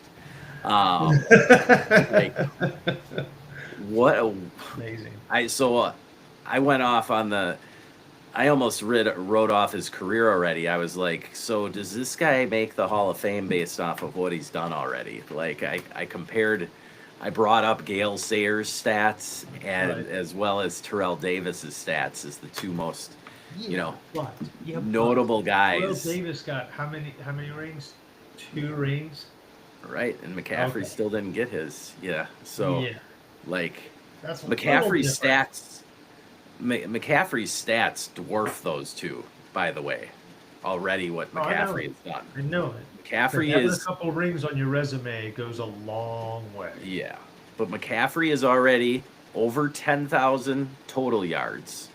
Okay, not rushing. Rushing, he's at about 6,500, and then his 4,600 receiving yards. It puts him just under 11,000 total yards already for his career, Do you, and then 81 touchdowns. So like the dude, that's already up there. I don't know where total yards that actually puts him in the rankings or whatever, because then you'd have to throw receivers into the mix too. But still pretty damn good. Like I don't know that I'm putting him in the Hall of Fame though. well, what if this is just a bunch of BS coming out of 49ers camp? Yeah, Ah, could be. I mean, what if like I don't know, Shanahan and McCaffrey are just sitting around going into this week thinking, how can we really throw a wrench out there? They're like, let's flash a calf injury. Let's just throw it on the injury report. Is that cool? Just sit out this practice. Yeah, I mean, he's what a way to screw with limited. everybody and everything, right? All the betting lines are all go crazy. All the fantasy changes. I mean, what a way to make people go to work over one person's name appearing on an injury report. Right. You know? Well, I mean, Thursday in a general week would be the last day that you would actually go somewhat hard, right? Friday would be a walkthrough, Saturday off. I think, I don't know. Every team can kind of schedule it different. Maybe Saturday. It wasn't just like calf maintenance and they misread it or something. I mean, everything's been fine. He looks like a beast, and now right before, I think it's either a bunch of BS or never draft that man again. I don't know if you'll have the opportunity to draft him again. If he doesn't make it through this season. Yeah, that's true. I mean, he is at that age. And how many seasons has he missed? I mean, almost 2 and 3 or 4 full seasons. Yeah, it's been bad. Yeah. It's just a shame, you get a talent like that, and we all love him.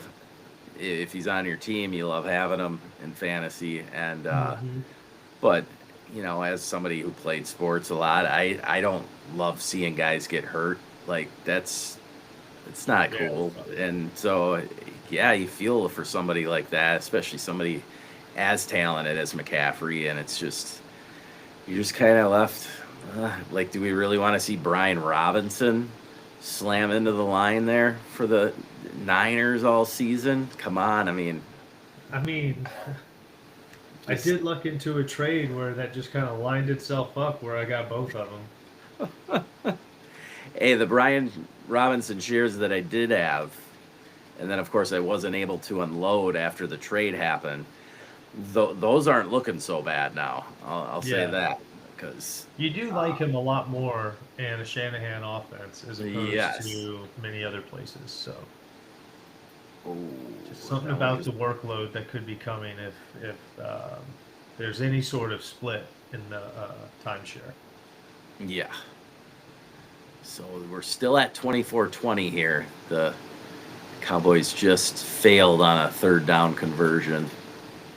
Well, Dak threw it over the middle to CeeDee, and it just got busted up. CeeDee, no return. Oh, it went right through CeeDee's hands into his helmet. Like he literally. He muffed the catch. He must have turned his head. It's one of those classics where the guy. Yeah, but I don't think that. Oh, he looked away. Started looking. Yeah, he looked away. Right, he didn't watch it all the way in. Which is when you're playing really fast. Do you know how many times you actually see yourself catch the ball? Oh, right. Not many. Not many. Not many. That's you don't have time to. You missed. Just say it. He missed. Yeah, okay. He missed. He missed bad. It almost got picked off. I mean, it went off his helmet and bounced about 10 yards into the air. Oh, 3 Eagles that dove at it. Dak put some juice on that ball, huh? Yeah, Dak's slinging it good. Dak looks fine. There's no reason I'm all right to with believe. CD going off, but Dak needs to keep his numbers right where they are to justify me pulling him in a league.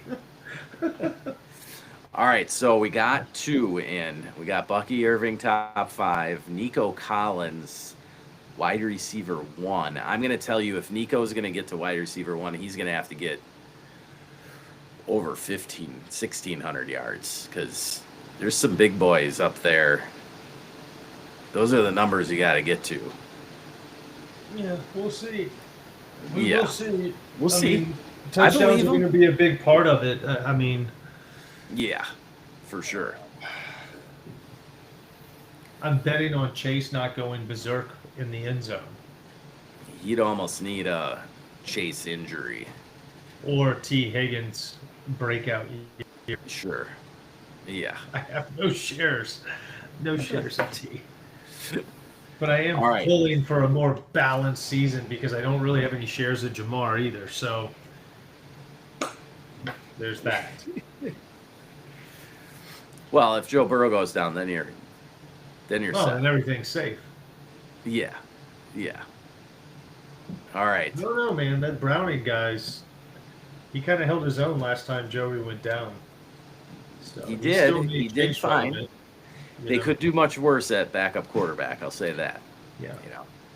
All right. Who do the Texans have as their backup now? Davis Mills. It's still Davis Mills. Okay. Yeah. Well, that's all right. Yeah. He can And hang for it. some, I think I got to check again, but I thought they actually kept Mertz. Well, at least it's not Graham Mertz. I'll tell you that. Yeah. Well, he's not the backup, no. So it's Davis Mills. Okay. Yep. All right. Oh, So you need hot take number 3. I mean, I don't know how hot this is going to be, but I think for this will be the third straight year that we'll have a rookie tight end in the top 3, right? I got Tyler Warren going top 3. Yeah. Okay. Rookie tight end. I don't think it matters the quarterback. I think they are going to scheme him up. I think he's an incredible talent to have. If you watch his tape out of Penn State, what he did last year, he is all over the field and he can do so much. And I think that's going to help Jones out a lot to have him and Downs For sure. Pittman.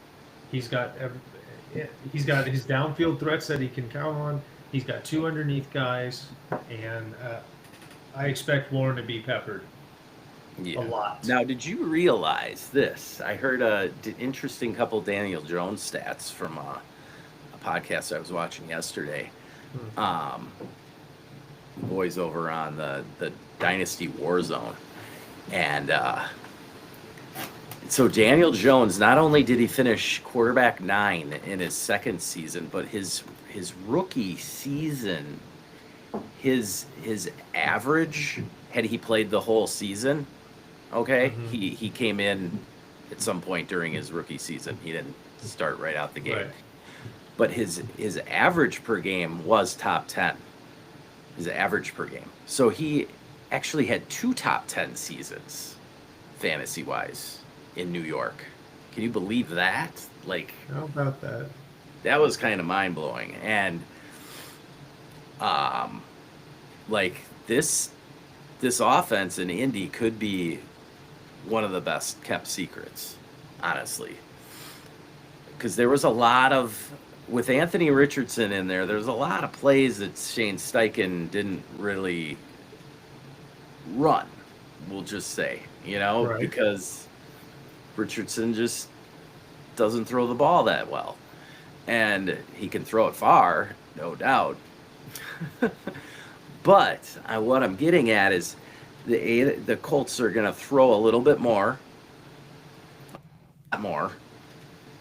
Okay. And you've got Michael Pittman, Josh Downs, A.D. Mitchell, Alec Pierce, and your shiny new rookie, Tyler Warren, all around a run game based on Jonathan Taylor. This offense could be much, much better than people are really giving him credit for, I think. Yeah. And so I think Daniel Jones, I don't know that I want to say he's my hot take, but man, he seems like a screaming value actually right now. Is literally one of the last 3 quarterbacks taken in any draft, even after he got bargain bin special, man.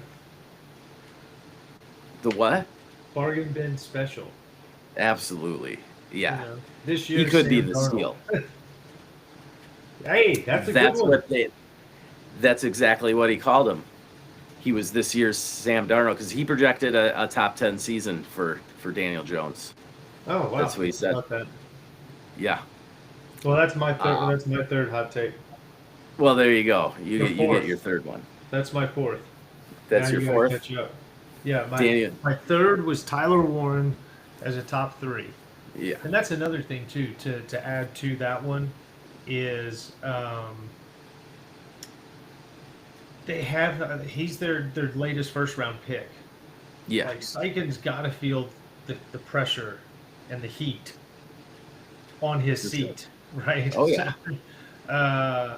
and feet for that matter. But either which way, so I got a feeling he's not going to go draft Tyler Warren if he's not a big part of what he needs to do to keep his job. Yeah. So there's that piece as well. Yeah, Nice. yeah. I mean, yeah, it's similar to what the Giants have going on. Like Brian Dable, he's got to play Jackson Dart almost as soon as possible because his job's literally riding on Jackson Dart playing well this year. Russell Wilson's not taking him to the playoffs, right? But as long as Jackson Dart comes in and looks good, even if they don't quite make the playoffs, that could save Dable's job. That's my take on it. I mean, okay, so yeah, okay. Outside of New York's receiving room, there's a lot to be excited about. I mean, Malik Neighbors is a lot to be excited about, Of right? And course. I know you got Theo Johnson coming at tight end, which is kind of exciting, but you're not excited about a lot of their pass catchers. However, with Jackson Dart being there, that's something to be excited about. You know, Tyrone Tracy was quite the grab for them last year, and he's leading the backfield again this year. But they Mhm. also drafted Scadaboo, and if that does turn into a two-headed monster, that could be a lot of fun. There's a For one-two sure. punch there in the backfield. Um, and if the quarterback's playing well, who's to say what they won't trade for next year? So, yeah, if Dart comes in, plays well, and they win a few down the stretch, and things are rolling. I could see, yeah, Dabble keeping his job, but then also them making a couple of moves to get Yeah. some more pass catchers around there, or a bit, some more pieces around the offensive line. Well, I mean, we'll see how that shakes out this year, but giving themselves more opportunity for their offense to really thrive. For sure. I mean, I was a little surprised they didn't go after some other veteran wide receiver to bring into that room to help Russ out initially, and then eventually Jackson Dart, but they didn't, and so they're rolling with what they got there, They which believe in Darius Slayton. they They believe in believe in him. Wan'Dale Robinson. They paid Slayton They more than believe. they wanted to give Saquon, so I know. they better believe. All right, That's crazy. so That's so crazy. I'm gonna go with my hot number 4 take. Okay. Okay, and I know you own at least 1 or 2 shares of this gentleman because I know that I traded him to you last year when I was making a playoff run in the bottom line, and we were willing to sling JJ McCarthy across the table to you with a first, Yeah, I got a couple so shares. we could bring Justin Herbert into the mix because Dak was hurt and we needed a second quarterback that we could trust better than Sam Darnold. And so we gave you J.J. McCarthy, who will be a top 10 fantasy quarterback this year. I can't deny the talent around him and just the ability that he has.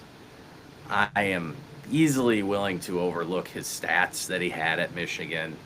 They're not going to pound Aaron Jones into the line like Michigan ran the ball. That's just asinine. And you have Kevin O'Connell calling plays like I don't know. It's almost a no-brainer. It's just like McCarthy gets sucked into that group of quarterbacks 6 through 25, and nobody really knows how to rank all those guys, other than going off of last year's stats for a lot of them. And okay, so let's do that. Where did Sam Darnold finish last year? Well, he was top 10. I kind of think that McCarthy's a little more talented. So, yes, he's going to have a little growing pains like Sam Darnold had played in the league more. But when you're throwing to J.J. McCarthy, T.J. Hawkinson, Jordan Addison when he comes back from his 3-game suspension, Got Aaron Jones out of the backfield. Like, this guy's going to put up numbers. He's going to get to 4,000 yards in his first season. He could reach 30 touchdowns even. And yes, top 10, J.J. McCarthy. Can't really disagree with it much. I like JJ. I think him falling where he is in Dynasty startups, I was happy to take it because I think it's a pretty darn good value where I was getting him. You know, I mean, early on in startups, what? Fifth round? Sixth round? He was falling to the sixth round, and I was Superflex? like, dude, I tried to trade up and get him then in the sixth round. Like, that's too far. Yeah. Like, I got him right there next to Baker. Dynasty rankings. Yeah. That's where my rankings are with him. I don't know. I just when you put He's the one of your offensive guys. scheme, the offensive scheme and the offensive talent around, like, how do you not see, like, he's gonna outscore Jordan Love? CJ Stroud will have a hard time outscoring him. I'm just saying that with the talent that's around him, and unless you're severely knocking down Jefferson's numbers and Addison's numbers and Hawkinson's numbers, like, it doesn't make any sense. The math don't math. Right. Right. No, I think he's got a really high ceiling. And I don't think that we're the only I think ones his floor is for this. decent. I don't think there's anything scary about his floor either. So, Right. Yeah. you I don't take think the we're risk the of only him ones. having a couple of games where he throws a few picks. But Yeah. I mean, what else is going to play? What else is going to play there? Right. He's either going to sink or swim. I think he's going to swim. So, For sure. at a Love high that level, division. They're going to be slinging it in that division. It's going to be some fun games. Beginning Monday night in Chicago. You get McCarthy versus you want to see Caleb Williams on Monday night. I know it. Oh yeah, I can't wait. I really can't. I really can't. I can't wait. Oh, can you imagine what's going to happen if he has a bad game at home? Oh, he might not make it out of if he blows it in the first half. I'm telling you, I will I think not be there's a lot of shocked. brilliance. I think he has a lot of brilliance in what he can do. I think the problem is he wants to do what Caleb Williams wants to do, and I think that's a problem. It's going to be a problem, and I could throw a bonus hot take out here that Tyson Bagent will replace Caleb Williams at some point this season.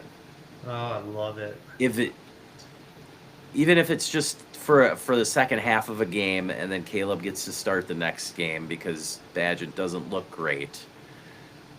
At some point, Ben Johnson's just going to lose his shit on Caleb Williams, and that's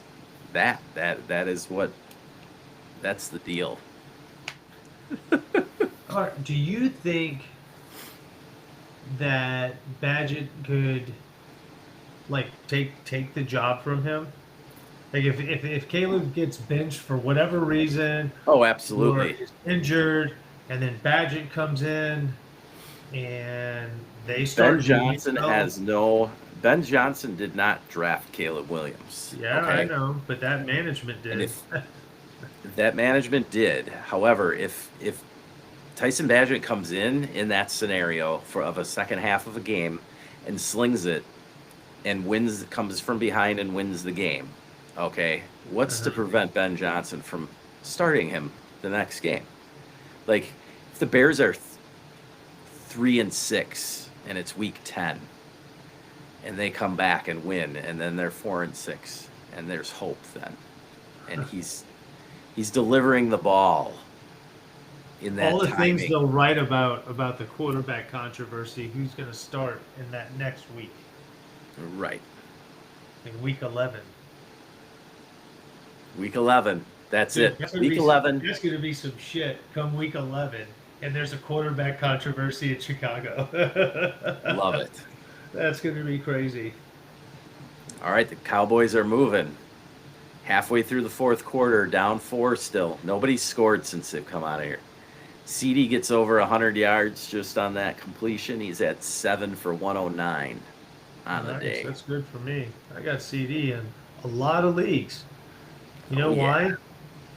Because I went and paid a premium for him if I didn't draft him. Wherever I could. Not everybody wanted to come off of him, so wherever I Yeah. could. Hey, he was a definite good. I don't know if I call him a buy high, because there was a period there in the offseason where he was still, people were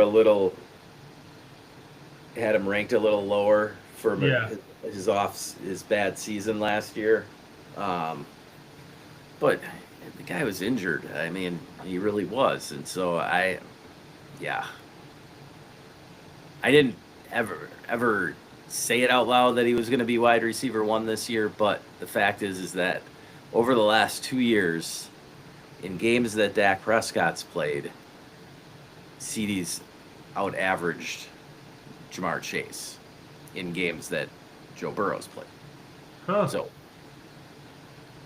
just saying. Just putting it out there. Yeah, putting it out there. That CD's 2023 season was just as good as Jamar's 2024 season. Yeah. But everybody forgot that, you know. Well, it's what have you done for me lately kind of game. Oh, man. for sure. Yeah. Now, as the season grew near, more and more people were drafting CD over Justin Jefferson, which Oh yeah. makes sense. And I mean, it doesn't even go against what I said about McCarthy. It's just the fact that Dak and CD have an established connection. So, A thing. and They have Pickens, a thing called a wide receiver to quarterback connection. Yeah, for just like sure. And Pickens doesn't hurt it at all, as we're seeing tonight. Like, Pickens has been pretty quiet so far.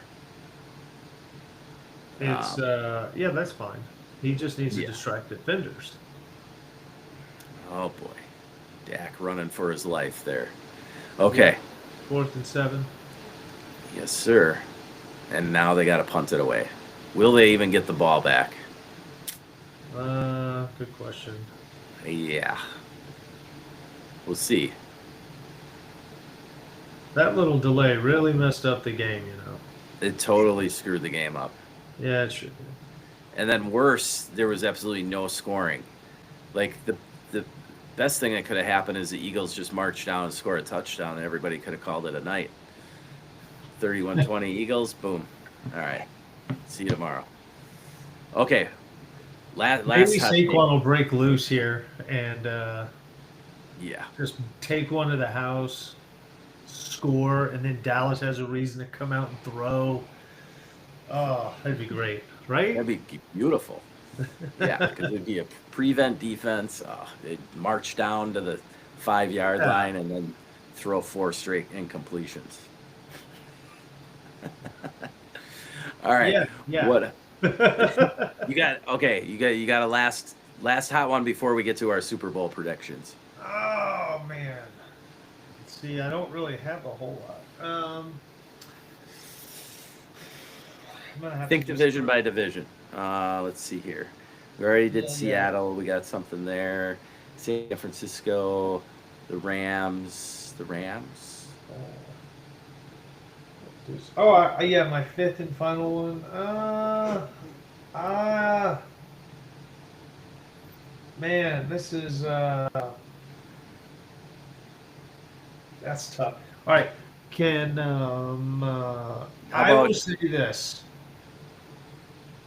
I think it's consensus right now in rankings that Patrick Mahomes is a top 10 quarterback, correct? Oh yeah. Yeah. He's pretty much sixth Six. by everybody, right after He's gonna Burrow, finish and then outside the top just 12. ahead of Bo Nix or Baker Mayfield, pretty much. Patrick Mahomes will finish outside the top 12. There you go. Boom. He's gonna drop another shit burger for everybody that drafted him again. That's what we want to hear. Shit burger. I love that Yeah. word.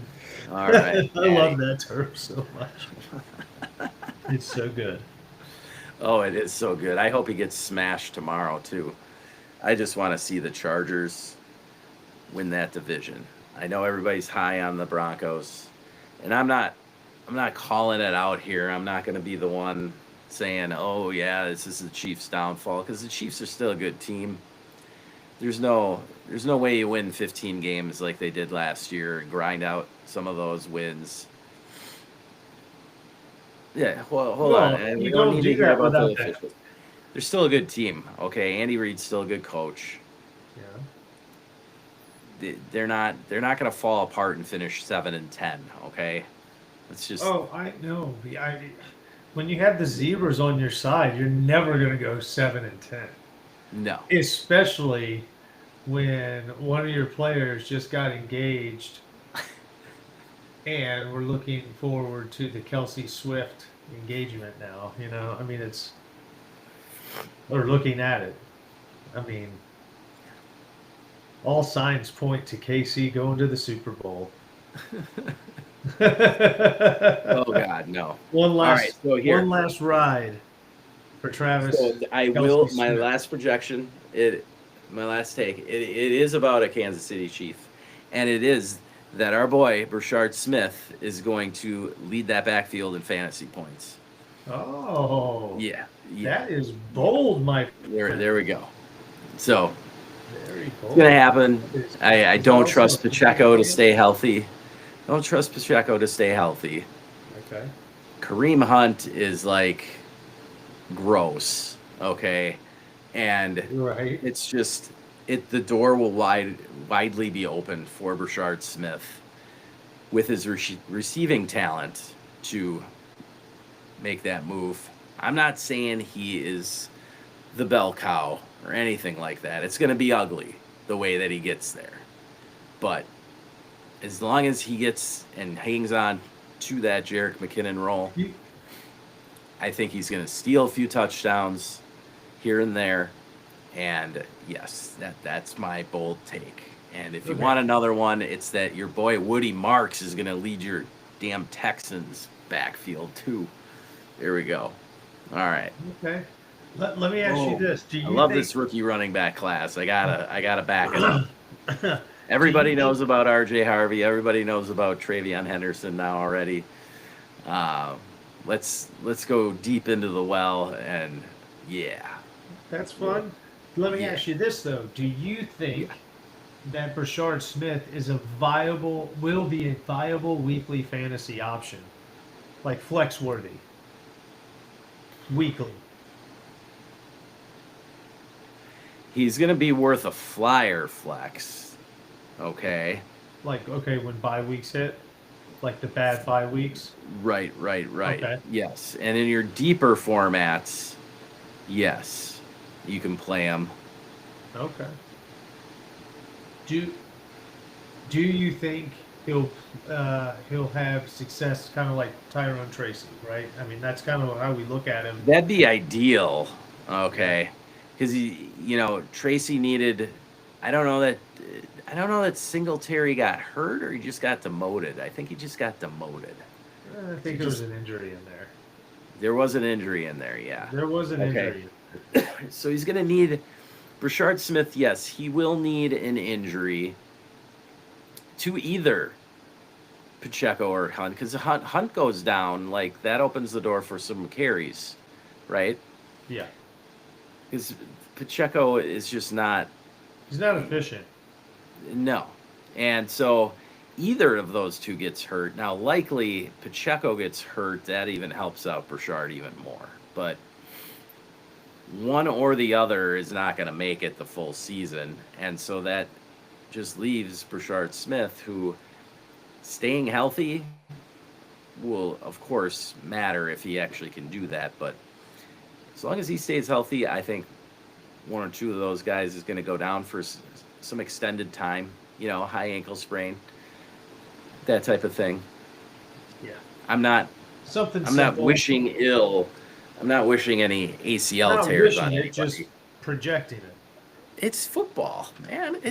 It's football. Like Well, I'm someone's gonna coaching get hurt. sixth graders right now, and I can see the injuries. I can see them happen before they even happen. Like you can just see it. Like, oh, that kid, no, don't go that. Oh, and then you're just like, And there it is. now those kids at age 11, they still have rubber knees. Okay, they're not tearing any ACLs yet, but you can. It's just the nature of the game.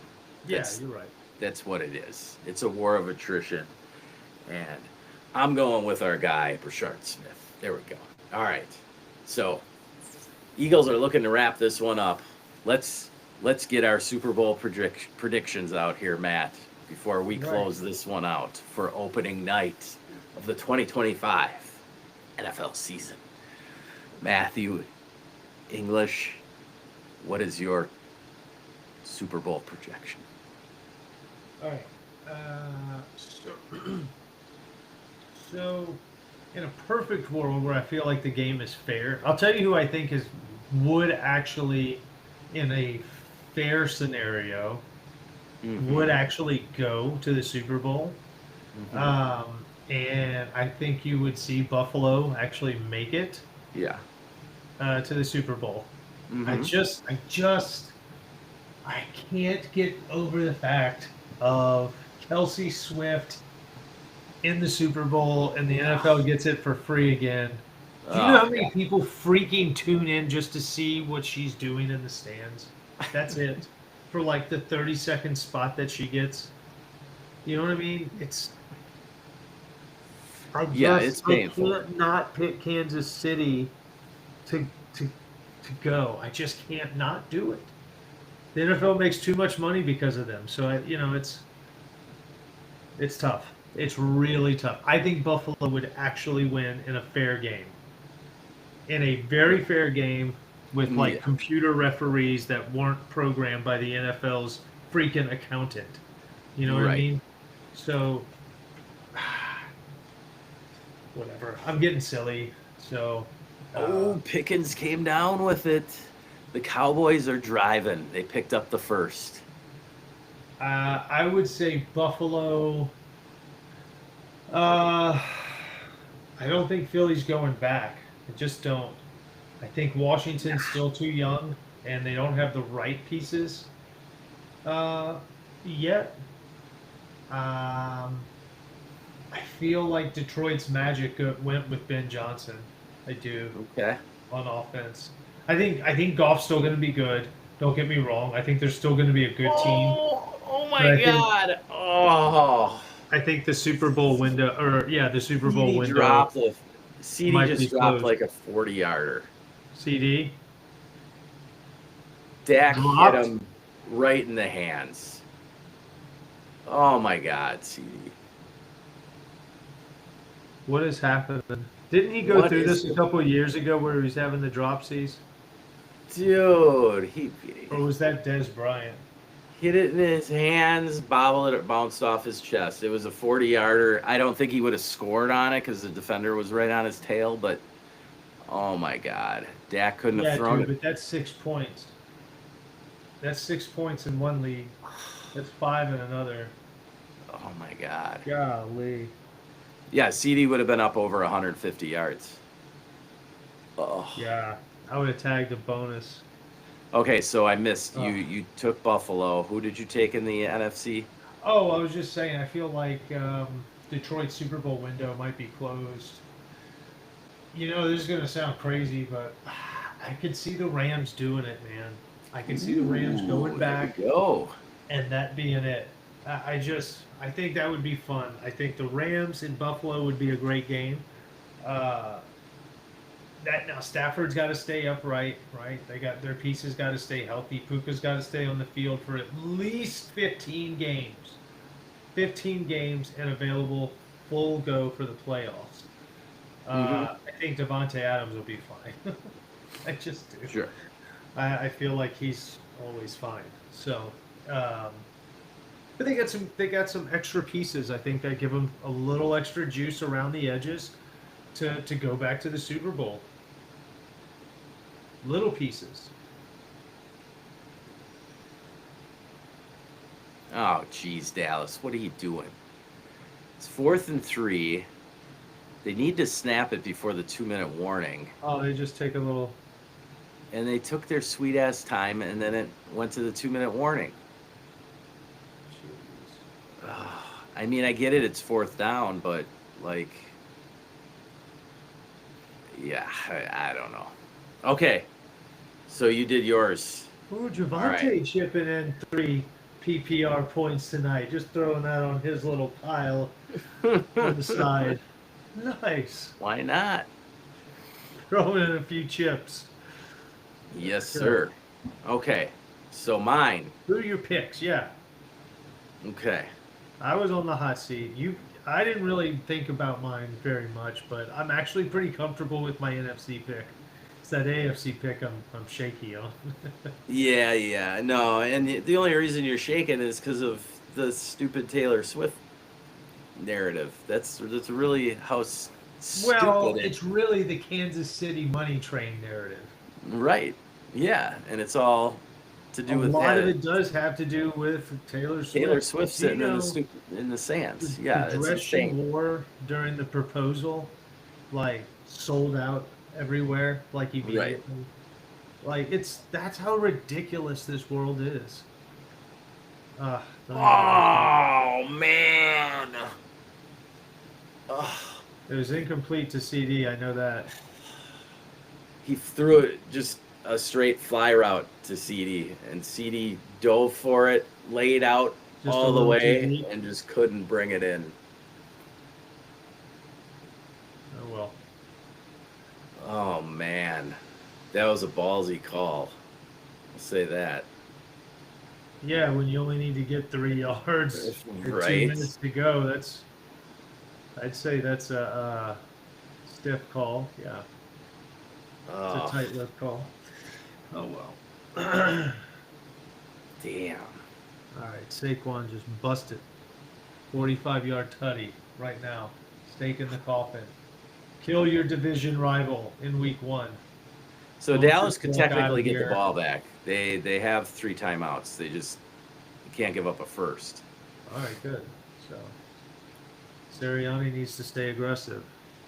All right. So we'll start with the AFC.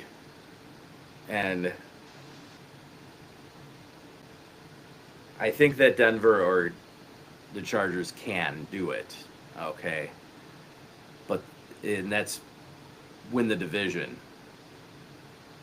I just don't know. I'm going with Denver in that division. But the South, you still got to go with your Texans. It's going to be tight though. It's going to be ugly because the Jaguars are going to be right there with them. Liam Cohen coming there, that's going to bump up their offense. Their offense being successful will help their defense out. In the North's the key. Because if the Bengals can get just enough defensively, they can hang right there with Baltimore. But in the East is where there'll be just total domination. The Bills are going to steamroll through there. And I think that those West teams are just going to beat each other up. It's going to end up being Baltimore, Buffalo in the AFC Championship. Now, you just picked Buffalo on me. You know what's funny? I thought about asking if I could change my answer to Baltimore. All right, I'll take the Bills. You have the Ravens. No, I'm sticking with my call. I said I thought about doing that. Nice Fine. try, though, pal. Fine. I'll take the Ravens. And you, watch the Ravens go now. I'm on board with the Rams. However, they cannot get past my Bucks. We'll figure that out defensively. And Baker Mayfield's heading to the Super Bowl. Firing away. Going with the Tampa call. Wow. Hey, I have to. There's too close. They're too close. Heck of a story, man. Right before the season starts, you have bad news on Godwin. Jalen McMillan looks like he's done for a career, but he's not. He's not. Like, He'll be back. yeah, he'll be back in like what, 6 to 8 weeks, something like 6 to 9. It'll be like week 10 probably. Yeah. Okay. Godwin will be back when he's ready. Yeah. But in the meantime, But there's Igbuka. rookie of the year right here. Emeka Egbuka. It's just setting up too perfectly for him. In his number 2 jersey, mind you, he will do it. And so I like it. Yes. I like that. Yes. So it's going to be Tampa, Baltimore, and God darn it. You know, we do not match up well with the Ravens, but give us 2 weeks to prepare for Lamar Jackson. We'll figure out a way. Because, man, I know that Jalen Hurts has won a Super Bowl now, but most rushing quarterbacks have a tough time doing it. Yeah, that's true. That is so true. And I think that you give us 2 weeks to prepare for that offense, we'll pull it out. So yeah, Bucks over Ravens. There we go. It's Bucks over Ravens. we're just right. We're right there. I know we're not one of the favorites. Everybody's got the Eagles and the Lions as the top 2 teams in the NFC. But I get the Rams. I got the Rams, man. The Rams are right there. I said they'd get to the NFC Championship. I really believe injuries have derailed any success they would have had over the last couple of years. So, Yeah. They've moved some pieces around. They've got younger in certain areas, and like I still think Turd Ferguson is like a wonderful pick for them, who will be utilized down the stretch. I'm not going to say he's early on, he's going to be heavily going, but as the year goes on, I could see him getting more and more and more and more. Fair enough. All right, well, there it is. Now, did you say the Rams would beat the Bills? Yeah, so the Bills. Okay, yeah, because I thought that's a nice way to it's send it's the Bills in the Super Bowl, right? I mean, that's that's what they're supposed to do. Yeah, that's like too easy. You know, it'd be really good is if would be Minnesota and Buffalo. Minnesota Buffalo would be the ultimate loser bowl, and they're both 0-4. Yeah, but then someone has to win. Right. So the NFL won't do that. Right. That's yeah. Bills Mafia is going to get there, get super stoked. This is the time. You know what? Now a Bucks Ravens Super Bowl, it would be both teams are 2-0 in the Super Bowl. So ooh. That's fun. That'd be a tough one. That'd be a fun one. Someone has to have a loss now. Yeah. That's more fun. That's more fun. Yes. All right, we're going with that. It's the birdhouse. Of course, we got to go. But hey, I won't mind if your Texans make it. I would love seeing a Week 2 rematch in the Super Bowl. Hey, I'll take that all day. Yeah. But CJ's got to be leading that charge because your run game, I don't know. I can't count on it. Hey, maybe Nick Chubb has found the fountain of youth, and we're all wrong. Hey, he could pull it off for 1 year. Maybe it's what he wants. Who knows? Maybe he just has this bang-out season, and I don't know. Maybe it's Damian Pierce, baby, returning to rookie year. You know what? To that point, Damian Pierce, the offensive scheme you're running, the running game scheme, is the same that was used in his successful year. Lovie Smith's system, yeah. Yes. So there's hope yet. There's hope for your Gator. There's hope for Damian. Yes. Yeah. We'll see, though. A lot will be told in the first few weeks of the 2025 season. And one of those big questions will be the Houston Texans backfield. But we'll let it play out on the field. And now that the game's finished, and unfortunately we had to sit through another Eagles win, we're going to end this one tonight. with you and remind you that you never stop working.